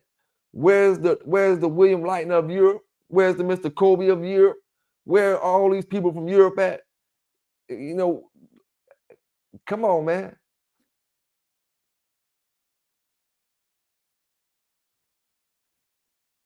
Yep. Now, hey Trevor, I could be wrong. This is my opinion about Dabo. I feel like he's in everybody's pedigree because of that very reason what you saying on the screen. There's only so many to know back then. I feel like Dabo was a good dog, but I feel like Mr. Tudor was the man with the pit bulls back then. You know what I'm saying? He was the man to go holler at.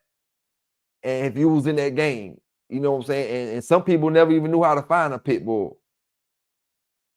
So I feel like, Mr. Tudor probably was he was, considered one of the top breeders during that time. If you knew about the dog. And that's the reason Dabo got so much. He's in the back of everybody's pedigree. I feel like if Mr. Tudor would have had your dogs, Trevor, your dogs would have been in the same pedigrees like Dabo is.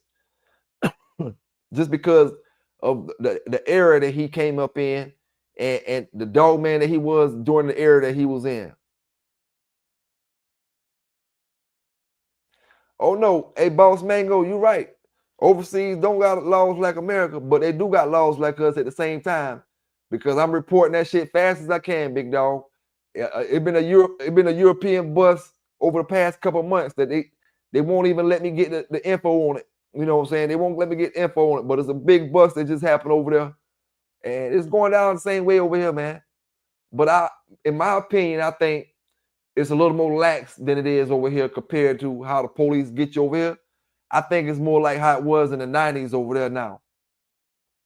It's against the law, but they ain't got that pressure on them like they got that pressure on us. But they got one thing against them that we don't got against us, Boss Mango. The dog is banned over there. Just about the whole Europe, the pit bull is a banned dog in a lot of the countries.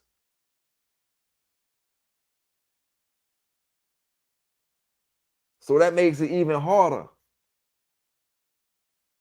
Brothers have to register their dog up as a mixed breed this or a mixed breed lab or some other kind of stuff.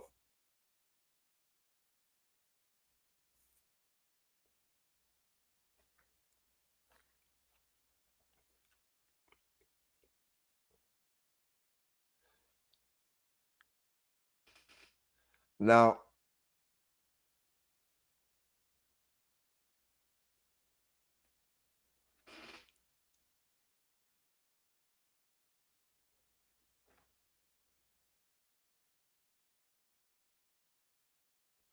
who was that you talking about? King Lone Swipe land race, the dude land race.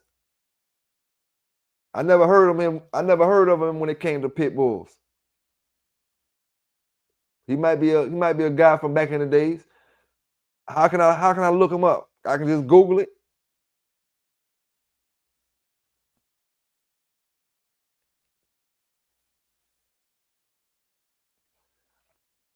Hey, Boss Mango, this is what I say about Mexico, man.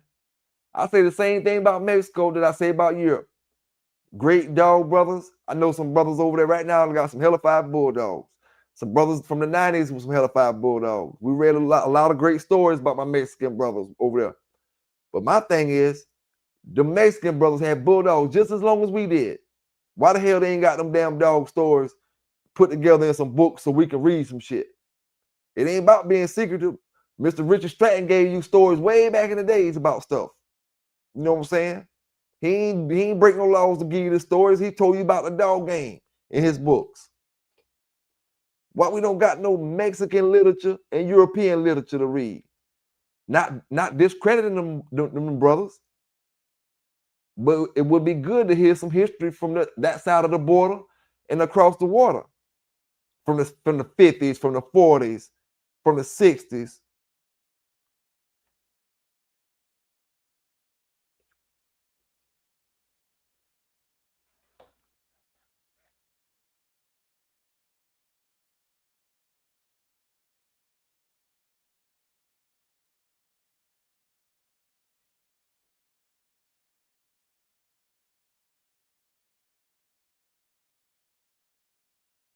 Oh, you talking about the original bloodline? Yeah. See, now I'm just speaking roughly off the head, King Lone Swipe. Our dogs didn't start with a bloodline. You know, we got two different dogs. We got the Terriers and we got the Bulldogs. They was created overseas. It was crossed overseas. We got it, and we just kept running it. We just kept running it. That's exactly what I was speaking about a few videos back. That's exactly what we're talking about, King Lone Swipe. If the European brothers created the breed in the mid 1800s, then how come they aren't still the country to have the dogs? Just like I said the other day, you got European Rottweilers, German Rocks, German Dobermans, German Shepherds. All these dogs that come from Europe, they still come from Europe and they still purebred. The Pitbull was considered a mixed breed dog when it was over there. A lot of people bought it over here and it was used for certain things. We got it and we finessed it. We never crossed it again. The brothers that bred the little stuff in and out and through all kinds, we not talking about that. We talking about the actual breed itself. You know what I'm saying? Oh, I don't know about that cannabis talk. We talk about. I thought you was talking about dogs. When you say land race.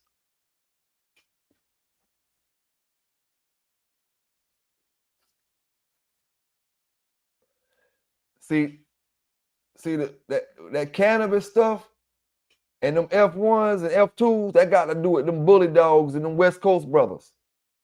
I ain't gonna lie to you, that start throwing me in the mind frame of low riders, West Coast brothers, F1s, F2s, cannabis, and bully dogs.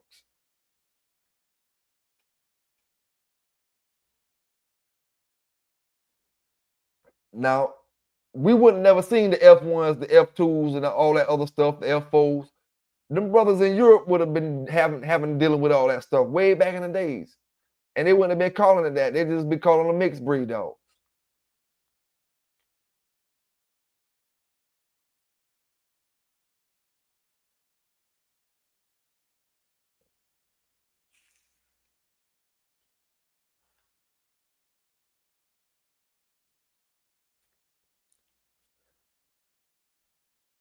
The American Pitbull Terrier, created here in America, bred in America, and shipped worldwide.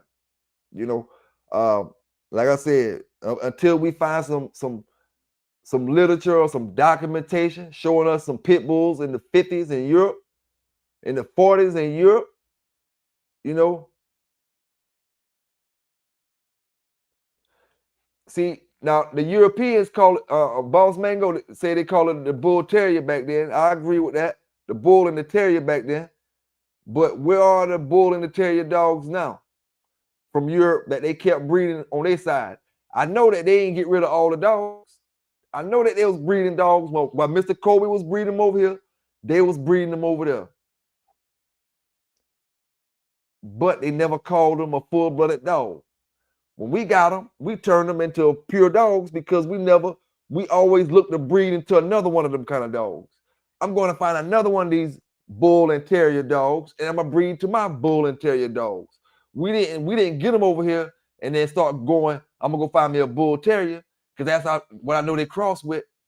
I'm looking for me a dog that's Bull and Terrier cross already. So that's all they did, and they kept it like that. It kept it with, and that's where your pit coming from. But my thing is, what happened to the European side? The Ireland brothers had the red noses. All this stuff was way back in the days. But where's the literature about the red noses? They got literature from the red noses in the 1800s. Where the literature about the red noses from the 1910, 20, 30, and 40?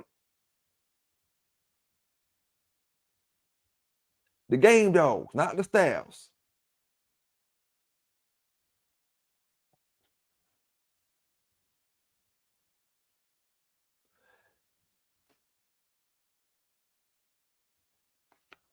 See, the staffs, now you got different stories when it comes to the staffs. Some of the stories is the staff name was changed because the pit bull name brought too much so and so. That's later on down the line. The pit bull name brought too much bad drama with it. That was later on down the line. You know, but when the staff was being bred, the staff wasn't bred for the same reason the pit bull was bred for. The staff didn't come around until the pit bull was already created. They wasn't talking about Staffordshire until way after the pit bull, or after when Mr. Kobe then was getting recognized by UKC or AKC or whoever. They wasn't talking about Staffordshires back in when the dogs came over mixed breed. It was like the brother said in the chat, the Bull and the Terrier dogs.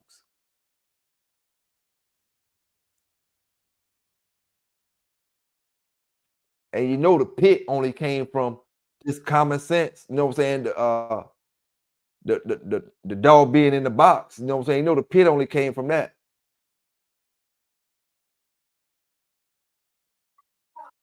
Lone Swipe, what's going on with your brother? What up? I'm trying to make sure there's no echo right now. 1 second. All right. But I ain't gonna lie, Boss Mango, man. When it comes to that staff bull and them pits and all that, really, I'm just like, man, they all the same to me. In my eyes, I know certain dogs are bred, you know, or have been bred for certain things over the years, and maybe some of the staffs have been bred sometime for show stuff. But in the 90s, I had some staff that would kick ass. I ain't gonna lie to you, and they were Staffordshire on paper. Either I can't remember if it was AKC or UKC, but it was Staffordshire on paper. But man, I'm not gonna lie, I'll put them down with pit any day. You know, and I never looked at them no different. I bred them with my pits. You know what I'm saying? But when it comes to the Staffordshire breeding right now, I'm not real comfortable with saying, oh, I'll just say if I wanted, you know, to keep my dog with some high tenacity and be real high driven, I don't want that staff to take it out of them. And I don't know this 100% sure. I'm not sure about this, but I kind of think that staff is what that's in them bully dogs, and the reason they more human aggressive than your average game dog is. And I'm not 100% sure that that's a correct statement. I'm just throwing it out there. All right. What you saying, Lone Swipe? Okay, can you guys hear me clearly? Yes, sir. Yes, sir. All right, cool. There's no echo on my side, so I'll be able to talk and not have any discrepancies. So what Cool Beans was saying was that I'm right on it, but that's not how you guys get down. And see, no disrespect to anybody, but that's the reason why you're all stuck in this controversy, because you're all still talking about F4s. Trevor was talking about Debo was bred 69 times throughout the pedigree. And he even brought up the percentages. I forget the reference, but he's it sounds like he's knowledgeable on that to know the ins and the outs of the breeding, to show that how far it's been. That's why he was probably agreeing with when I said these dogs are farther, much farther along in their generations than the F4s, because all the pedigrees you bring up are just still locked in at F4s. They didn't go farther down the line of the generations. And that's why I just think everybody is not on the same page of where these dogs are, because cannabis breeding and dog breeding are it's the same thing. It's breeding. That's the foundation of breeding. The terminology doesn't change. So you gotta understand where the land race, the two original dogs that made the American Pitbull Terrier, whether they were made in Europe or the two dogs from Europe were brought over to America and then bred out here for a specific purpose. And then from there, you're going to start to have more of a clear understanding picture of the foundation. That's where the terminology of F1, F2, so on goes. The F means the foundation. So that, like, back in the old Dogman days, whenever Colby started, none of them really had the understanding of breeding. They were just fucking throwing dogs at it and see what's popping out. And they were looking for that one trait of gameness, which everybody can agree Yep. with, Yep. But Yep. I believe they didn't you're right. have the You're right. full comprehension and the understanding and clarity of breeding. And when cannabis, I guess, was bred a long time ago. We could say hundreds of years ago. We could say thousands of years ago. But it really didn't really come into the picture until the 60s, when cannabis was re-brought up and was being segregated from the male and the female, because they just let that shit grow wild. But then there was breeders that were saying, wait a minute, what if we just secluded the female away from the male and we started to get the plants seedless? And that's where the beginning of true breeding and making different strains of the plant of what we have today comes from. So a lot, there's controversy in the cannabis community going on. Well, where's all the landrace strains? And we can go back and forth, oh, landrace doesn't exist. Some breeders say that no, they still have landrace seeds. But then you can argue about, well, the landrace seeds, how do you know it wasn't bred and taken from there back in the ancient Egyptian days to make a different strain, or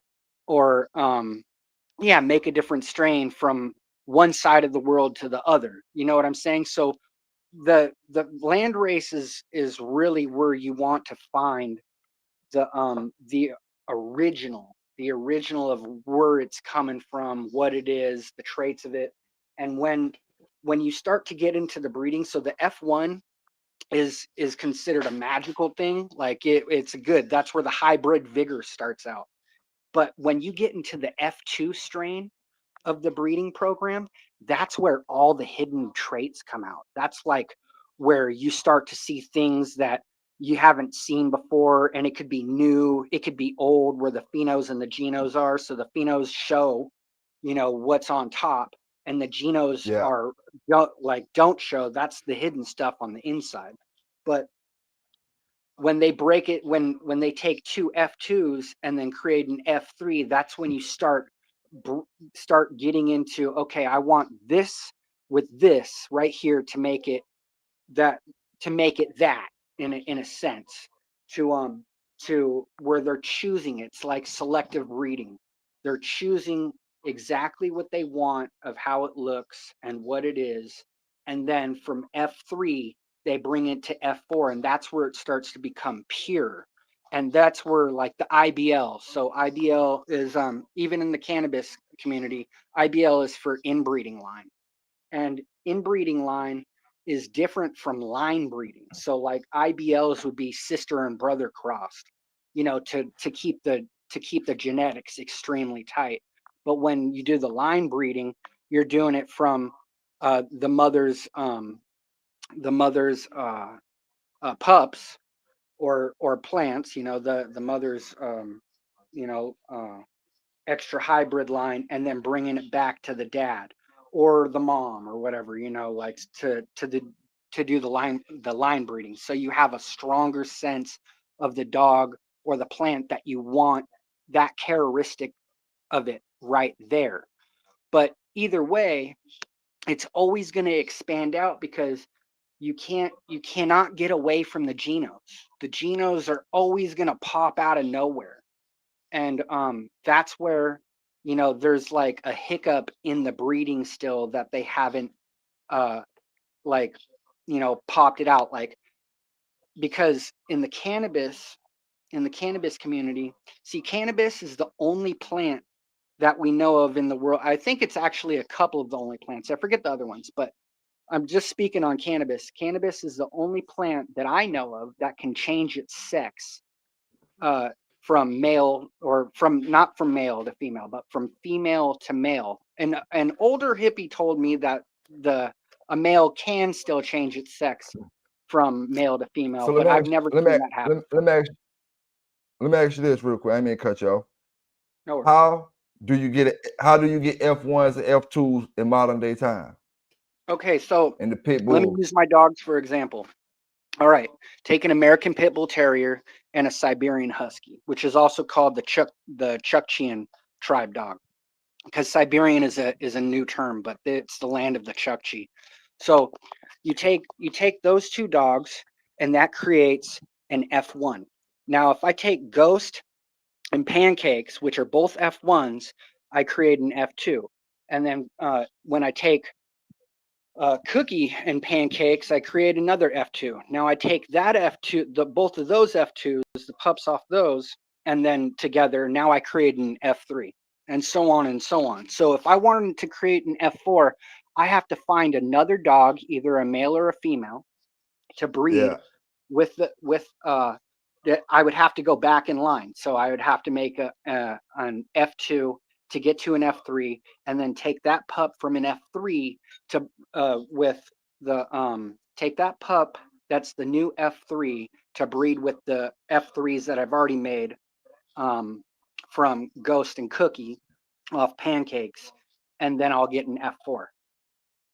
Hello? So this is so our, and in the pit bull, like the actual pit bull dogs, our F1s and F2s was been created in Europe, and in the early days over here when they first came. We wouldn't have nothing. We wouldn't have, like the pedigrees that I'm talking about with two of them wouldn't be considered the F1s, F2s, because that's in the 60s, 50s, and stuff like that. Our F1s and F2s would have been like in 1850, 1860. They got documented. Like Colby's. You know, Colby's dogs would considered be F1s and F2s. But see, that's the whole thing. So like Colby's. No, I don't think Kobe would have been considered F1, F2. He may have been if he would have had anything imported. You're right. If he would have had anything imported, it could have been considered that, like you said. But it just depends. You're right. Kobe, he's the only one. He's the only one documented on paper that was the start of, because he was legendary. But there could have been other no-name dogmen that just created something. Oh yeah. Exactly. Hey, so that's where the controversy.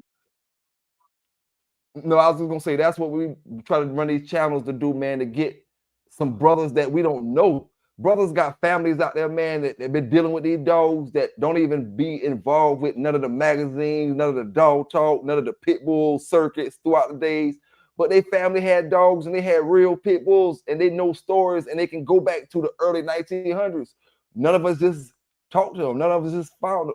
Nobody found them because we all searching for the ones in the magazines, the ones that know the ones in the magazines. And like you said, it's people that had these dogs that nobody really know of. You know what I'm saying? That we may call nobodies. You know what I'm saying? But Kobe, I say Kobe could have had F1s, F2s, Mr. Lightning, them brothers from back, you know, the ones that was getting dogs in the 1900s, 1910, 1890 something, you know, and stuff like Absolutely. that. You know, they was getting the F1s, F2s. But in my case, right, you know, what would you consider that? What would you consider that if you categorizing it? In With your my case, with my dogs, with, yeah, with with your my case, dogs in your coming down case, from the same dogs. okay, well, you would have to make sure that you got them off the F2s or the F3s. See, that's why I was saying I Okay, think I see what you're saying. the I see what you're saying. bloodline I see is what you're saying. far along, like farther along than F2 and F3 and F4. And that's why the pedigree gets stuck on the F4, because you never see a pedigree that's farther in the F5, like the fifth column. You only have 4 columns in the pedigrees that you guys are reading. So that means that's Yeah. the very last one, is the very last column is the 4th generation. Like they writ up the pedigrees like it's a football tournament roster, when actually they should have written the pedigrees so they had more space, like a pyramid from top to bottom, or from bottom to top, you know, either way, an inverted Yeah, pyramid, yeah, you know, and yeah, that would make it more of a clearer picture of where the dogs are at today, in today's time. yeah, And yeah, yeah, I wouldn't doubt, like when Trevor said 69 times, yeah, I'm pretty sure throughout all those years the dogs have been far surpassed the 69th generation. You know, and that's the homework that y'all got to do, because you cannot go Hey, back and talk to these old dudes about it, because they're not here no more. And hey, King when Long he White, said, yeah, you made a good point just now, man, and I never thought about that, and I just looked at that in my head, like trying to visualize it. Imagine if all my brothers in the chat and you as well, like you said, the pedigree coming as a pyramid, start from the top, maybe the top 2 dogs, and going down, yeah, spreading out like a family tree. You know, spread exactly, out like a family tree. It makes it absolutely, easier to read like that. You can look at absolutely, it and see certain things. You know, you can see the whole pedigree way different than you can see it now. absolutely. That's exactly, yeah, you're 100% on point with that. Absolutely. I can see That's that, man, and that's what it it's a should be. better Yeah, write y'all up should for it. rewrite the pedigrees and do it that way, so you have more of a clear picture. Then, like, because that it doesn't leave the pedigrees where it is as it being stagnant, you know? Because Yeah, I think the pedigrees right now that you guys are reading from is just stagnant. It's left. It's not to its full comprehension, like not comprehension, but um to its full compass. It like all encompassing of everything. So like if you rewrote the pedigrees to an inverted pyramid or or a regular pyramid, it would have more of its. Damn, that would be a one big ass piece of paper. Let me tell you that. that in now's time, yeah, that would be a lot of lines, a lot of names. You know, even with the dogs that are supposed to be strictly off that straight line forever, there has to be hybrid vigor somewhere, because too much IBL is going to create mutations. It's going to hurt the dog, and that's the truth. That because that's where the science is, and the science in this particular point doesn't lie about it. You know, like oh yeah, oh the, yeah. the Now you said something. One thing that I just thought about. I'm kind of disagree with you a little bit on it. no, And it's the Kobe didn't really have much knowledge with the breeding. Now I agree with you to an extent, because I think as time went on, we learned a lot of things about breeding. Like yeah, I Mayfield could be said wrong. himself that they had more knowledge about breeding these dogs in the 70s than they had in the earlier days. But Yeah, Mr. Kobe, he did what he I could did be wrong for sure. from the late 1800s to the early 19 throughout the 1900s. He managed to have some great dogs that we still talk about today. So he had to have some sort of real insight on the breed and how he wanted to do it, and what the breed was meant to, They use Mr. Kobe dog as the standard. You know, when it They came to never made it. UKC and AK. They Go made ahead. it. So I didn't mean to interrupt. They never made it transparent. Like he never made it transparent enough, and that's why people Yeah, said they hid the recipe, maybe for a purpose, but that's why there's so much controversy.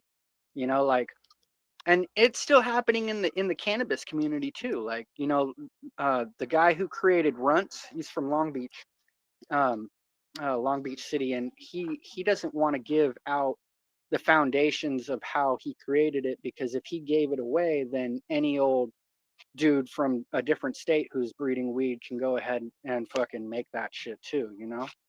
So yeah, yeah, it's, and then all that hard work, the blood, sweat, and tears that he put into it, doing what he did, he would end up losing money because of somebody else is creating what he did and is taking the percentage of the pie that he basically crafted for himself, you know? So yeah. that's why they don't want to give out normal 50-50 seeds. They want to give out feminized seeds, and feminized Mm, seeds, uh, if it goes too long, will become a hermaphrodite, where it will show both traits of the male and the female, because the plant is so strong in preserving its own genetics that it wants to seed no matter what, you know. And so in the dogs that doesn't happen, so you can always cross that out. Like, that's why I was saying there's a good reference, why I want to send you this link to it, because it gives you more of an understanding and a clearer picture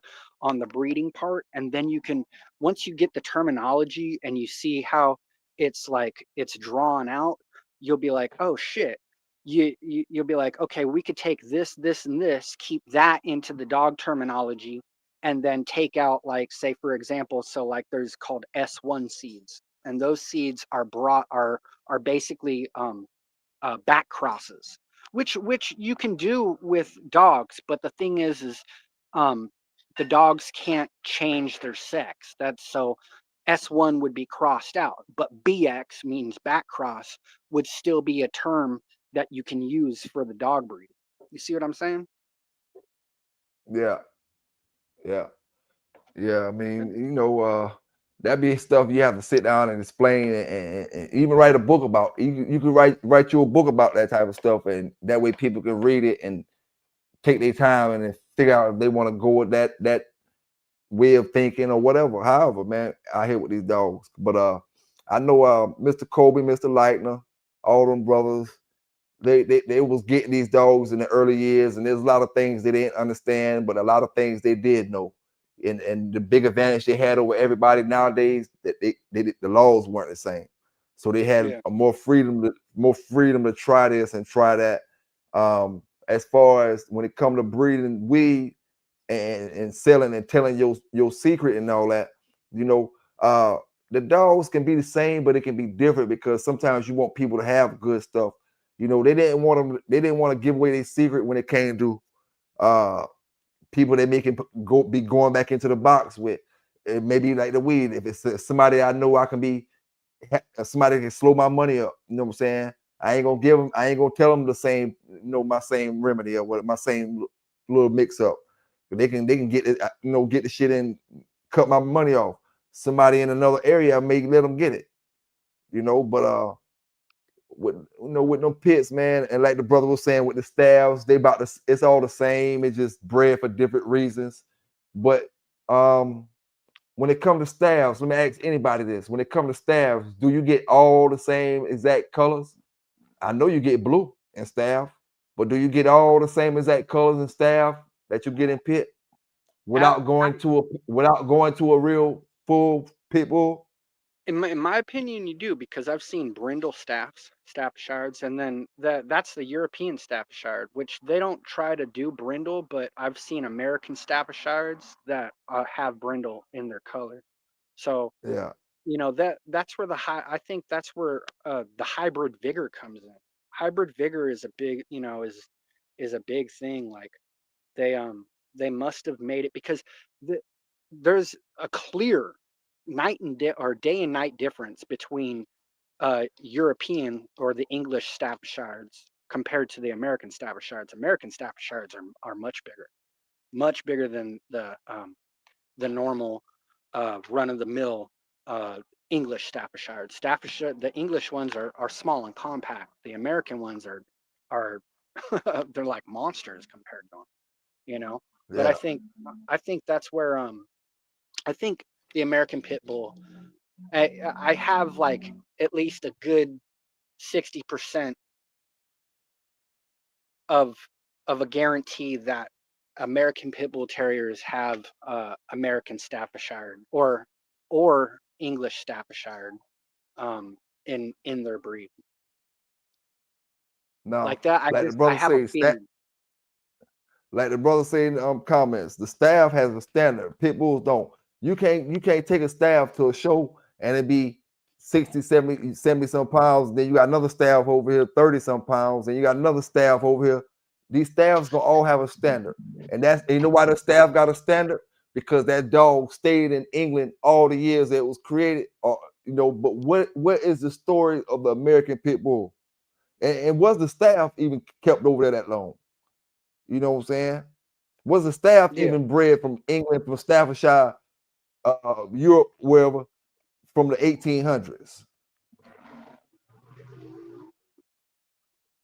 yeah, that's And my days, you know, when I was coming up, I really didn't hear about the American Staffordshire. I always heard about the Staffordshire Bull Terrier and the Staffordshire Terrier. I never really heard about the American Staffordshire because it's kind of like saying Staffordshire is just a place. It's like two places, American and then Staffordshire.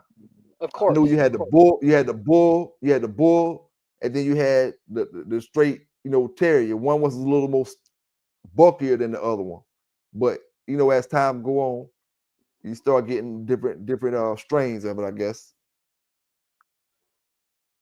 Yeah, of course. I'm trying Of to read course. what the brother said. He says the American Staffordshire or short. I guess he said trying to ask is it a short terrier or show terrier? A show terrier, more for show, and the European staff is more for working. All the European dogs, Street Rossi is for working. When you get the American Doberman, you taking a lot of times it's a working dog, but the European Doberman is bred for working more than your American Dobermans is. Your European German Shepherds is more working bred than your American Germans. Your Doberman's European bred is more bred for working, and I can so I can believe that what you're saying, Street Rossi. You know, but when it comes to the pit bull, you know, it's just we got our stories, like the brother said in the chat. Our stories go all the way back to the mid 1800s. Now Mayfield was saying on his videos that we go back 200 or 300 years. I don't got no documentation that take us back 200 or 300, but I know, like he said, we got paintings on the walls. We got paintings with native brothers with dogs that look like bulldogs, and then we got documents that go back to the European migration that was in the mid 1800s before slavery ended. You know, so we got documentation about it, at least back to that far. You know, and for the most part that we know of, the brother's been breeding them dogs before the 1900s. Because the brother that got busted in New York, I want to say, if I could be wrong, but Frisco Sport was back in them days, man. That dog I spoke about a little while ago, Frisco Sport, was way back in them days, in them early 1900s, late 1800 days. And them brothers kind of had knew what them dogs was about back then. You know, we can't take that from them, man. Them boys had them big time, and Mr. Light and them brothers, and the brother who got busted up in the New York dog fight, man. Them guys know what them dogs was doing. You know what I'm saying? We were trying to take a lot of credit and say our dogs is better and better and this and that. You know, and I'm speaking for all of us. But the boys had bulldogs back then, man. They had bulldogs. And when I say bulldogs, King Long Swipe, I mean pit bulls. That's just a slang we say for pit bulls, bulldogs. But yeah, they had some pretty nice damn shit back then. And like I said, I just wish we could speak to somebody's family who go back way back then and had some bulldog, even some pictures and stuff like that, man. You know what I'm saying? what I've been always thinking is that BT. I think they even threw in the English bulldog or the American bulldog in the mix, but always culled out more of the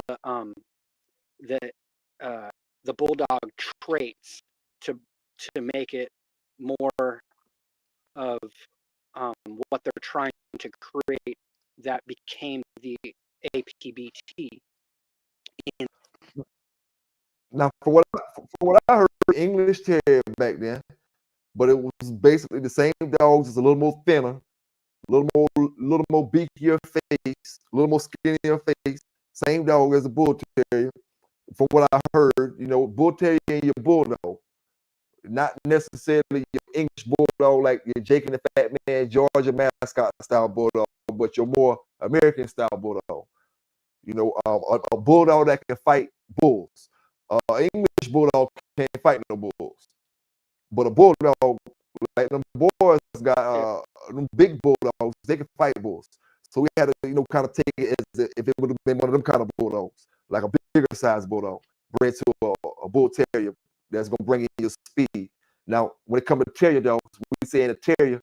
Now you got all styles of Terrier dogs, but Exactly. there's only been one Bull Terrier, you know, throughout days, you know what I'm saying? So we can only say that they was bred to that Terrier, that breed of Terrier dogs, the Bull Terrier.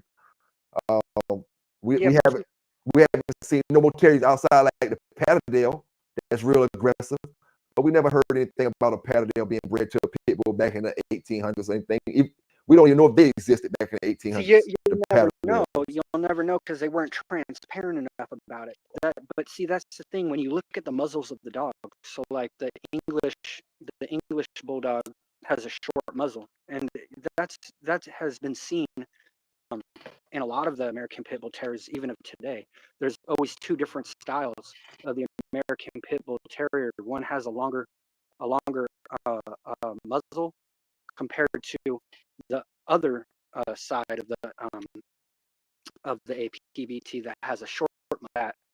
They took some hybrid vigor of another strain in throughout the years of them breeding, and they integrated the bulldog from the past to make it those two different types of strains of APBTs.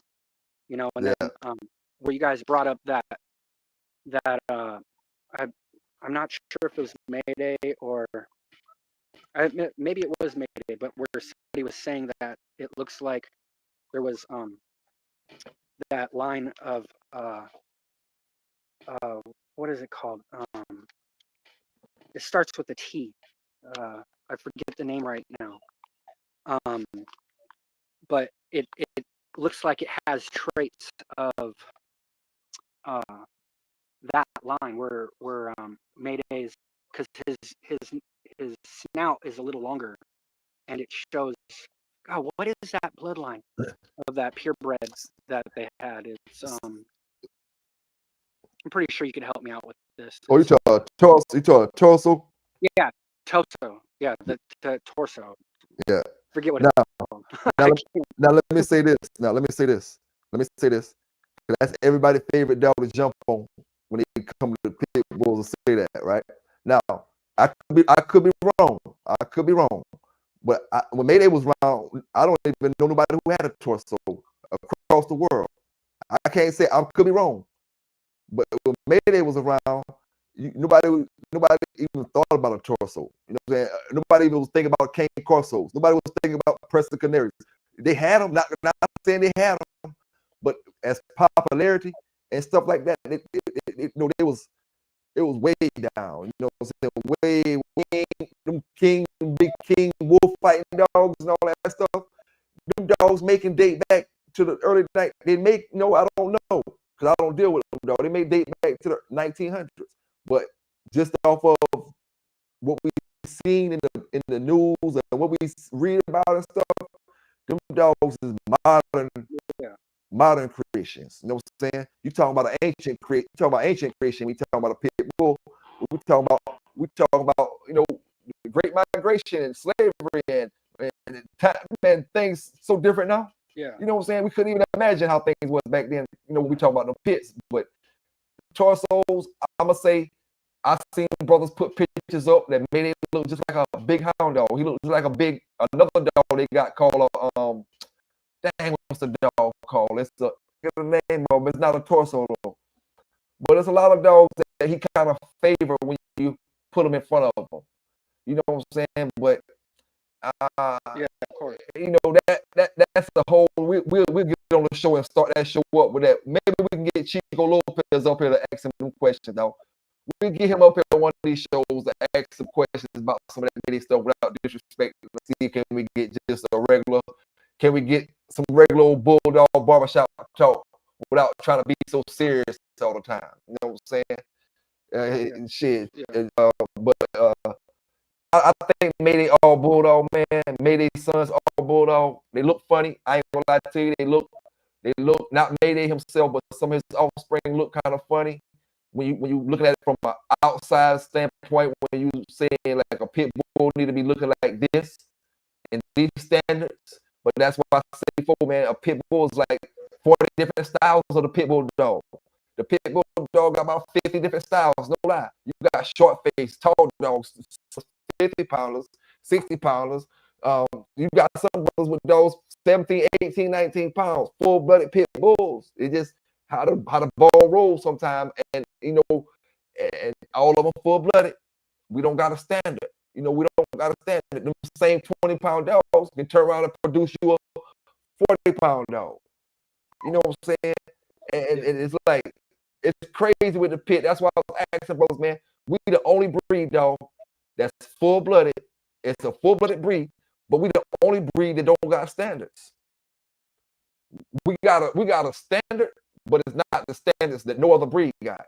Yeah. Every breed got standard colors. They got standard colors and they got standard shapes and all that. We don't got it, but we are a full-blooded breed, and every one of these brothers that own these dogs will fight you tomorrow if you tell them they got a mixed breed dog. We're a full-blooded dog. It's just it beats me, dog. I won't get people. You know what I'm saying? And shit. I mean, well, the standard. I know why. I know what it is. I ain't mean to cut you off. I know what it's coming from because and this is one thing when you said a lot of things weren't transparent. It's because it was underground. You know what I'm saying? It was underground. Yeah, absolutely. So,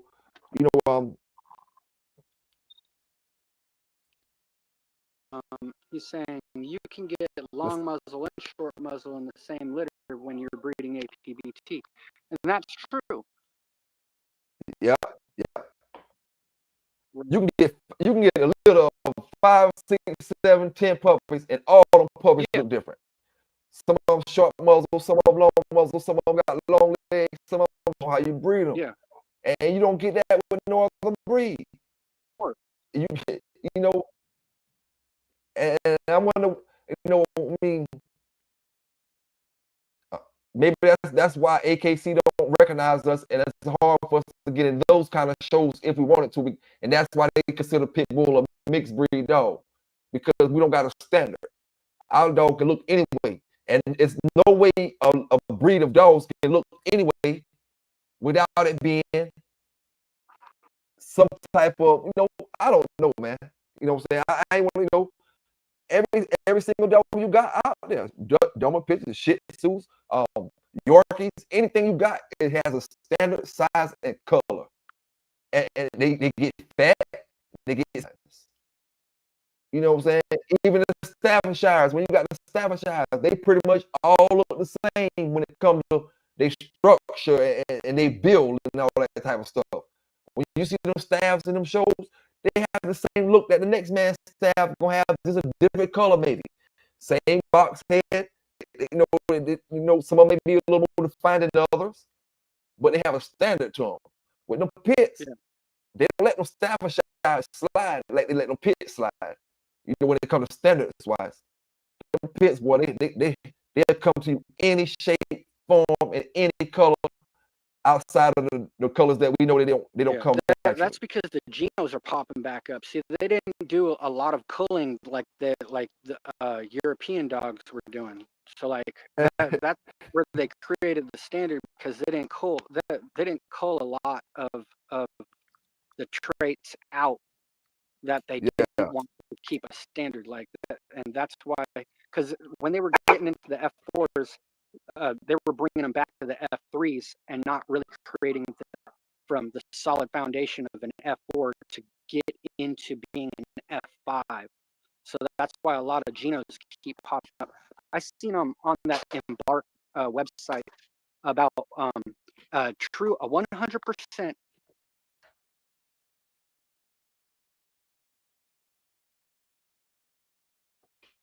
saying, Can't on swipe. Oh, you weren't talking. I thought you had went out on me. Oh, my bad. Where did I leave off at? Because it's where did I leave off at? You said something about 100% of something.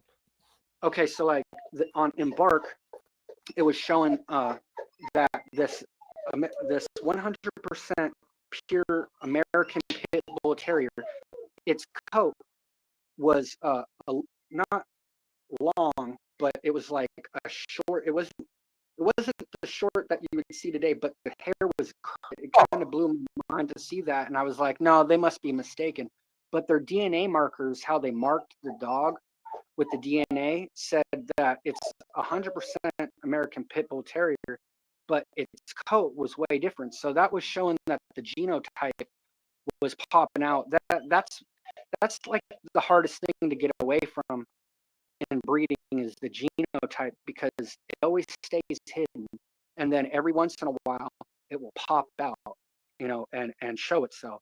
And when I saw the picture, that you guys can probably take a look if you wanted to explore Embark on their DNA markers, and they showed this one American Pit Bull Terrier that had medium curly hair, and I was like, no way, that can't be an American Pit Bull Terrier. But their DNA markers were saying, no, it's 100%. So that's why it has always dumbfounded me on that, like, and that's why I almost kind of think, well, maybe their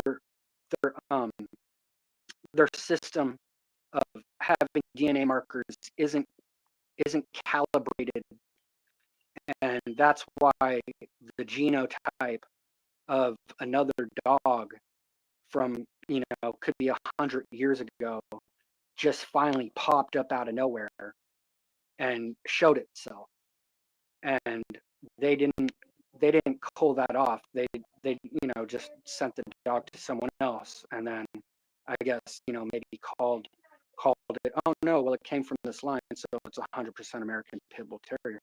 But then when somebody got the blood test of it, all and said, no, it's 100% American Pit Bull Terrier, but it just doesn't look like the standard that you would be seeing of today's dogs.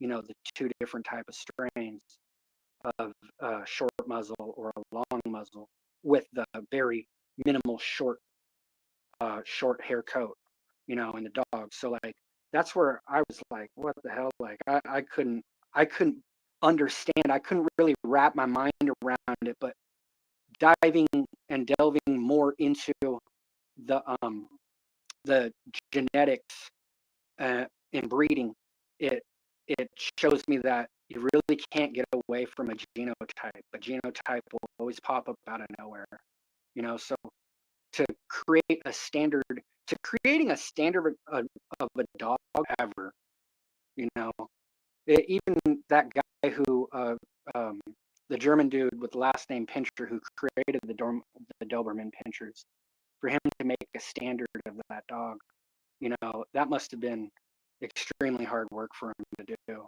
because he did take 3 different dogs. Is I believe what I've read. He took 3 different dogs to create his dog, and now in this day of modern time, you're getting white Dobermans, which they don't consider that to be a true Doberman Pinscher because it doesn't come out as its standard colors. So that genotype of the dog is popping up out of nowhere, which they consider it rare. Yeah, it is rare, because that's not where it's.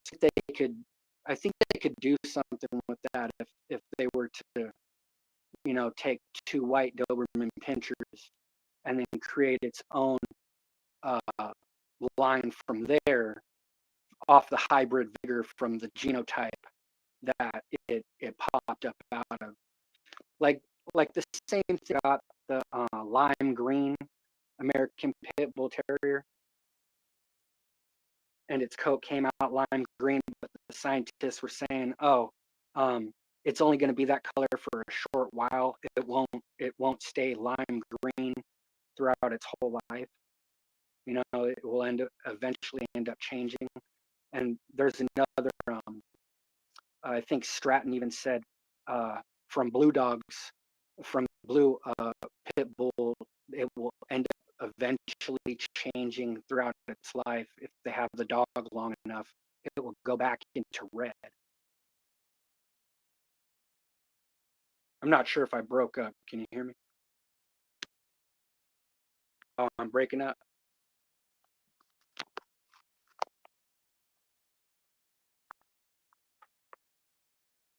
Hello.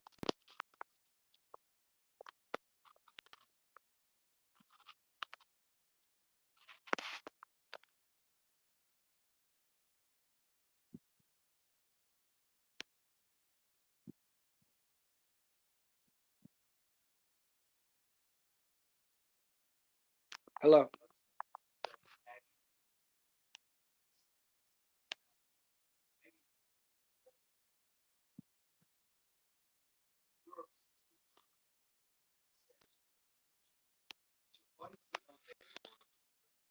Yeah, I can't hear you talking, so something's going on with the internet connection. I'm not sure if you guys can hear me.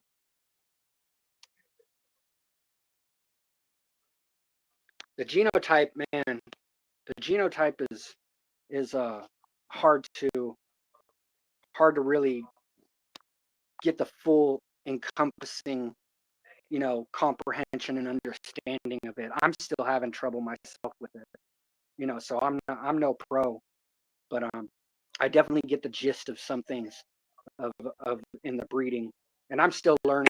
Long's wife. So yeah, Man, man, my computer went dead on me, man. My computer went dead on me. Man, look here, man.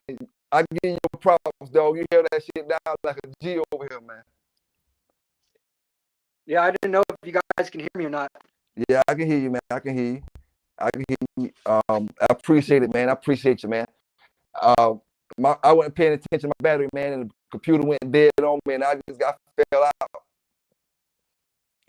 No worries. I fell out, man. But you holding it down in there. The genotype is what is underneath the water. You can't see exactly, Trevor. Trevor is definitely he's well versed on the breeding situation. That guy has obviously been around in the breeding game for a hot minute, and he understands. But that's what I mean. Like the cannabis, the dude, growing plants, breeding plants is the exact same thing as breeding dogs. It's just the terminology may change a little bit, and the understanding of the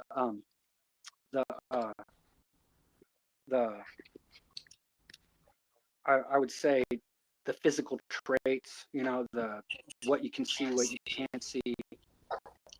It's all, it's all a thing that you gotta pay attention, the details in it, like it's in the details.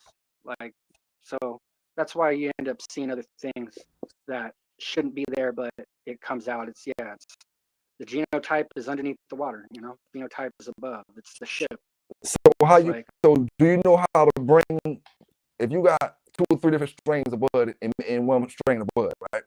2 or 3 different strains of dog, a pit bull, and one bloodline. I mean, in your dogs, right? Do you know how to take that strain and increase or breed it to increase the quarter that you want? Yeah, make it to basically, you're saying to make it a standard of the exact thing that I want, the same copy, right? Yeah.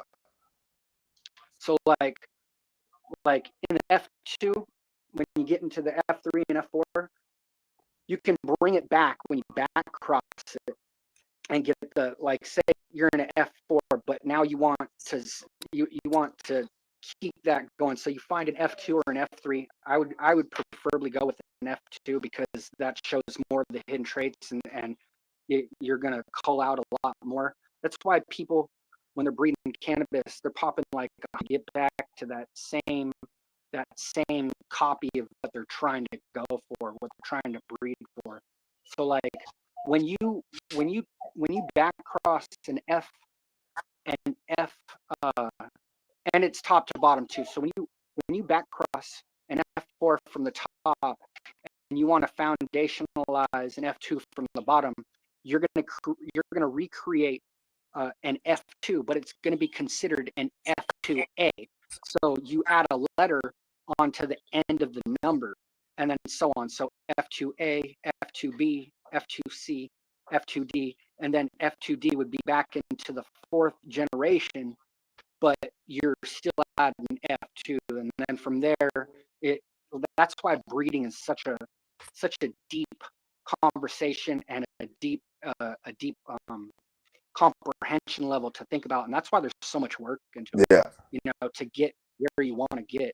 But then that's why a lot of breeders are like, once you're in the fourth generation, now you're making the bloodline more, or the strain more pure of what you're trying to accomplish and get. And that's why, like, breeders will get in arguments with new breeders saying, oh, well, what generation are you on?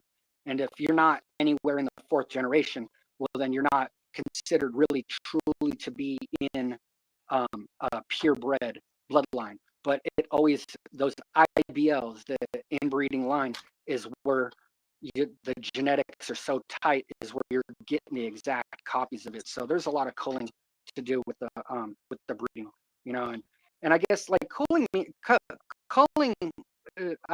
I've realized means to kill off, but when I would never want to kill off my dogs, I would just give them away and keep the ones that I wanted. So leader stance, that's you only want this certain copy of what you want, but then you want hybrid vigor, because too much of the IBL, too much of the same copy, you cannot fucking you cannot beat nature. Nature wants to do what it wants, so you have to have hybrid vigor somewhere, somehow, but then you're always going to come back to culling it and getting it back to the fourth generation. And in time, hopefully, once you get it past any of those markers of the culling, you're going to get F5, F6, F7, F8. The same thing rates, now these days. Hey, let me ask you this, and the brothers in the chat. Hey, Trevor, remember that Mayfield, when he was talking on this video, Mayfield was saying something about they trying to breed them exactly like they were breeding in the wild, right?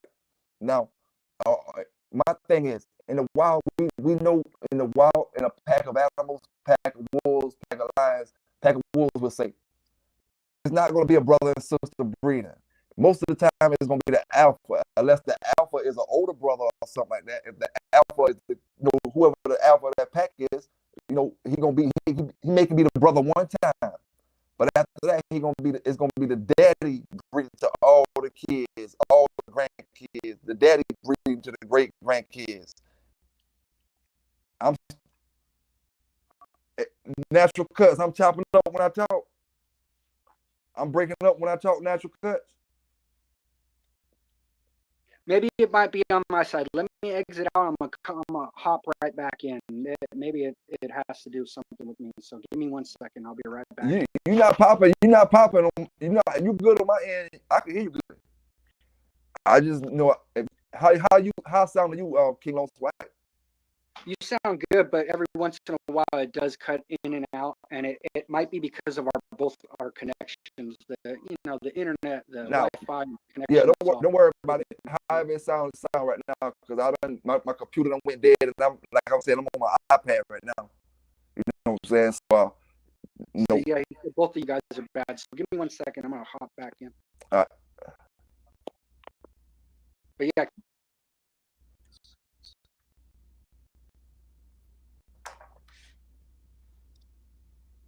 Yeah, man. Big salute to all the brothers down in the chat, Union County. Let me see, man. I might be back on my computer.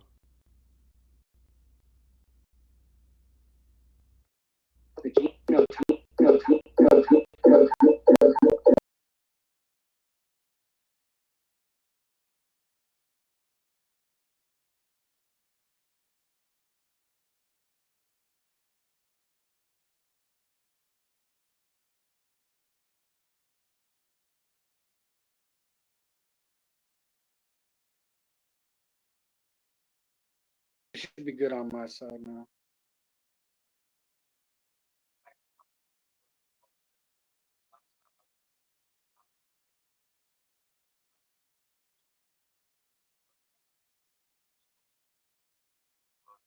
Can y'all hear me? Am I back in? What happened to Pelican? Where you at, Hirsch?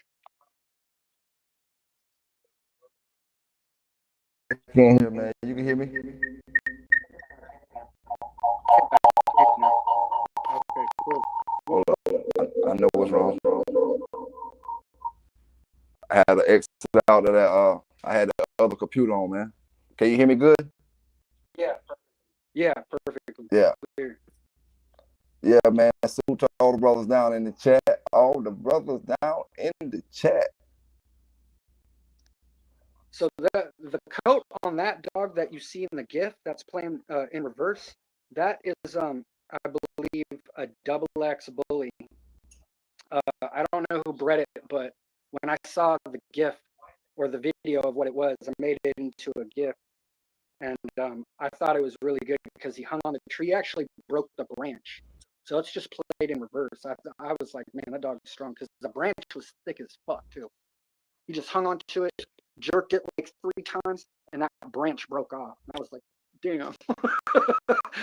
So, man, you never want to get bit by that dog because that dog will really take your arm off for sure. Even though I know a lot of our dogs don't really come in that color, the ones that we got in the strains that we got, I like that color right there. For us, I think whoever created that line of dogs, I think they made a pretty good looking dog for us color wise. Yeah, them colors was impressive when you see them. Brindle and Merle, which is, it's definitely a looker type of dog, Yeah. For sure. Union County, King Lone Swipe, the only brother that came up tonight. I was up there talking at the beginning, and then King Lone Swipe came up. That was the only person I seen. I mean, only person that came up on the panel. Yeah, they used the Catahoula to get dogs. the Merle dogs. Are they original land race dogs from Louisiana? Or was that mixed in? That's where we have to get to the bottom of that, because Catahoula dogs, they got blue eyes. They come in all assortment of colors, but most of their standard color is like leopard coat. Yeah.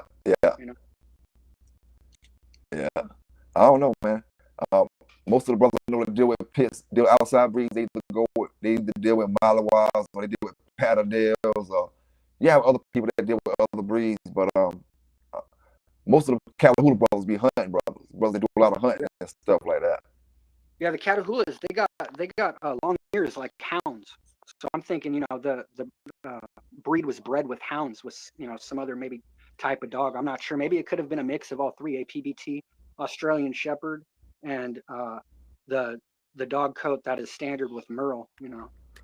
So, Catahoula definitely got some hound in them. Some kind of and they bred that Australian Shepherd stuff in it too, in order to get that color. Right. Because Australian Shepherds, they have an assortment of coat colors. They have Merle, they have a leopard coat too, and brindle, and then they have the coat like of Lassie. You know, I wouldn't know the color of it, but it's like um, a cream or a brown, like a reddish brown with white. And the thing about it, we only generations. Man, just imagine this, man. If you don't think Mr. Kobe would have had them dogs if they didn't have them dogs, they would have had them dogs like that. We'd have still been breeding the same kind of dogs, and we wouldn't have considered it no kind of problem. There's this color or that color. You know what I'm saying? Right. Now, Yeah. if like I don't know, man. Them dogs, lucky they came out when they came out because if they came out in the 60s, man, all the pits, not all of them, but they'd have been in the game lines. All that Merle stuff would have been in the game lines. The blue stuff would have been in the game lines. Yeah. Them a lot of colors that a lot of them brothers didn't really. I believe they may have seen the Merle back then, but They probably called them out. it must have been something they called off. Maybe they called it off or Yeah, to something. make the standard or to get there, you know, to get there. But that, yeah, the genotypes will end up popping up no matter what. Nature is always mysterious in its ways. How are your dogs doing, man? They're doing good, definitely doing good. I've still haven't bred pancakes to any of the boys yet, but I've been waiting out on it. You know, hopefully life's going to change up and make a better path. I've just been, you know, every time she goes in heat, I separate the boys because they just want to go at her. And actually, I keep her with Ghost for the most part throughout like the first week, but because Ghost isn't so vigorous like Cookie is. Cookie, like immediately he'll after the scent, he knows she's in heat. He wants to just mate with her. So I got to keep Cookie separated in a different room. And it's usually in like the end of the second week where Ghost he'll realize, oh, it's time to start humping her. So then I separate, you know, Pancakes and Ghost,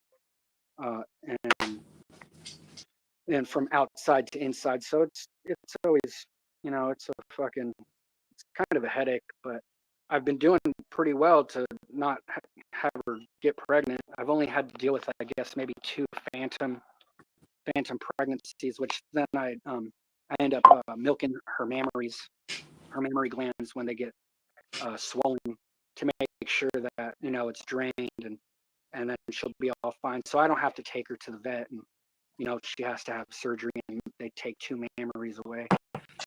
She's been real healthy because the mammaries that always get swollen and start filling with liquid are the ones that are closest to her vagina. So I always have to make sure that, you know, it's I guess released from whatever she's creating, the milk, which the first 2 times it was yellow. So I was reading about it and like they were saying, oh, that could be an infection, which I was really good at making sure I was releasing that. And so then they would just go back to normal. And I'm like, okay, that's good. And then I just recently milked her mammaries too. Those last 2, because it looks like they were getting swollen to become hard. And I was like, okay, I can't have that. But when I milked her, it was coming out just normal white. And that was a great sign to me. That was meaning, okay, she's not having an infection anymore and everything's good and healthy. And that was a good month, maybe 2 months after her last heat that she was in. So that was actually a great sign for me. And I've always been wondering because I when I'm done with the end of drinking my gallon of milk, I fill it up with water, and then I take that water and put it in the dog food bowls when I'm feeding them. And I've always had a weird feeling like maybe she's creating extra milk because I'm giving her milk water with her feeding, and that's where it's going because it just seems like there's like a link between the 2, and that's why she her 2 memories by her tail are filling up. So That's the only ones that I got to milk. All her other mammaries from her chest down to the middle of her stomach are perfectly fine. I never have to squeeze those to make two behind that I have to worry about. But everything's been looking good on that, and so far on my side, So I guess I'm doing a pretty good job. Yeah, But that's good. That's good. Y'all a big super genetics rocking in the building. Big shout out to you, man. Big shout out to you. Appreciate you, man. I had a little tip. Then I had to come back in. I'm back in here, man. I appreciate everybody rocking tonight. King Long Swipe coming up here holding it down. Didn't even know he was holding it down by himself. And when I was gone, couldn't even get back on. Big shout out to you, man. Appreciate you. Keep taking care of them dogs like you're doing, man. Everybody out there doing it positive. Keep doing what they doing, man. And like we always say, man, if you ain't got no haters, what you doing out there? Keep stepping forward, keep moving over them haters. And we like I said at the beginning of the show, man, we ain't giving them no handouts. What they want acknowledgement and time and want you to speak this and speak about that. Man, listen, man, it's 2000 about to be 2026, man. We ain't got time for all that, man. We ain't got time for all that. Big salute, big shout out to you, Trevor. Man, you have a good night out there, man. You have a good night. Natural Cuts. Appreciate all your info tonight, my brother. Letting us know when we was popping and all that stuff. But if we popping now, it's understandable because I ain't got all my shit together right now. But on my end, it ain't popping from King Long Swipe. You know what I'm saying? Tony, big shout out to you, brother. Appreciate you coming up in there, man. Appreciate you. Shit, man. Let me see. What's the date? Oh, I know something. You got a man from the Redskins that broke his arm. Now let me say we're gonna talk a little bit of football talk just for 5 minutes, and let y'all brothers. I just want to put y'all on to something. Now, is it me? No, the Redskins have got a quarterback damn curse on them, man. They got a quarterback curse on them. I love the Redskins. I was born with them, but they got a quarterback curse from Joe Theismann, the RG3, and now I'm a man right here. You know what I'm saying? And it might be, he might not never be the same no matter after injury like he took with the way he hurt his arm. Go look at it. If you ain't looked at it, anybody who ain't no football fan. That's a real arm injury right there, man. It's like the Redskins got a quarterback curse on them, man. They get the good quarterbacks and they just get real hurt. They get really seriously hurt. And it's like the coach be pushing them. The Redskin coach, no matter who it is, it seems like he always pushes the quarterback and they end up hurt. You know what I'm saying? But I ain't want to talk too much. And they say something about Jake Paul wasn't fighting Davis. No, they trying to find him another fight. And that fight was supposed to be this weekend coming up this year. So that fight canceled. I'm waiting on Lamont Roach and my man Lamont Roach and Pitbull gonna be fighting, and then you guys. I'm waiting on them 2 fights to come up, and that's about it, man. That's about it. Let's see anybody else. Yeah, man. Salute everybody that came up in the chat all night long and rocked with us from the start. We was talking about them pedigrees and breeding. Move. Breeding these pedigrees and scatterbred dogs. There's really line bred dogs all the way down the 4th generation. They're really line bred. When you look in the 5th generation of all the dogs, you see line bred dogs. But when you go from the 4th to the 1st, it looks scatterbred. You know what I'm saying? It ain't none of your familiar stuff. But when you get in all of the 4th generation and looking all of their background, you see line bred dogs. That's what I started the show off talking about. And then, we start talking about like the genetics and stuff like that. And King Long Swipe was giving us some insight on the breeding with the cannabis and comparing the breeding with the cannabis with the dogs and different things like that, man. At the beginning, we couldn't break him up to roll out on us. We had to break him talking trash at the beginning of the show, but he never want to come up and talk. You know what I'm saying? Salute to break him. Salute to break him, man. Salute to Ken Lightning in the building. He was in the building. He said he got booted out. Like I said, everybody, I'm gonna start my moderation thing. Or the more I'm gonna be switching on my moderation. It ain't for nothing bad. It's just I gotta make sure that people don't get accidentally kicked out. People don't be kicking people out for personal reasons. People don't, we want to have everything. If somebody need to be kicked out, they need to be kicked out. But when accidents and stuff happen, sometimes I have to do all the answering for it because it's on my channel, and you know what I'm saying. They don't know who to do it. They just know they got kicked off of my channel, and I have an answer for it. So I'm just gonna start back and start adding 1, 2, certain people as moderators, and it ain't no big deal or nothing like that. You know what I'm saying? Because I don't even really pay that shit no attention, as far as the moderators and stuff like that. I want to show everybody love, man. I want to make sure all my folk that rock with me get treated the same way. Nobody feel like they get left out. You know what I'm saying? Nobody feeling like I don't see them or nothing like that, or you know what I'm saying? Or I ain't rocking with them how they rocking with me. I'm rocking with all y'all, man. You know what I'm saying? From the top to the bottom, like I say, the dog, people that take care of dogs in general. It don't even matter about no pit bulls. You know what I'm saying? Just me and the pit bull brothers got a whole lot in common. You know what I'm saying? But I got a lot of common with any dog lover, period, in general. You know what I'm saying? So big shout out to all them, man. Y'all stay safe out there. Y'all stay legal out there. Take care of them dogs, like I always say. And stay out of harm's way, man. PBK9s, King Lone Swipe in the building. And we out. Love, peace, and chicken grease.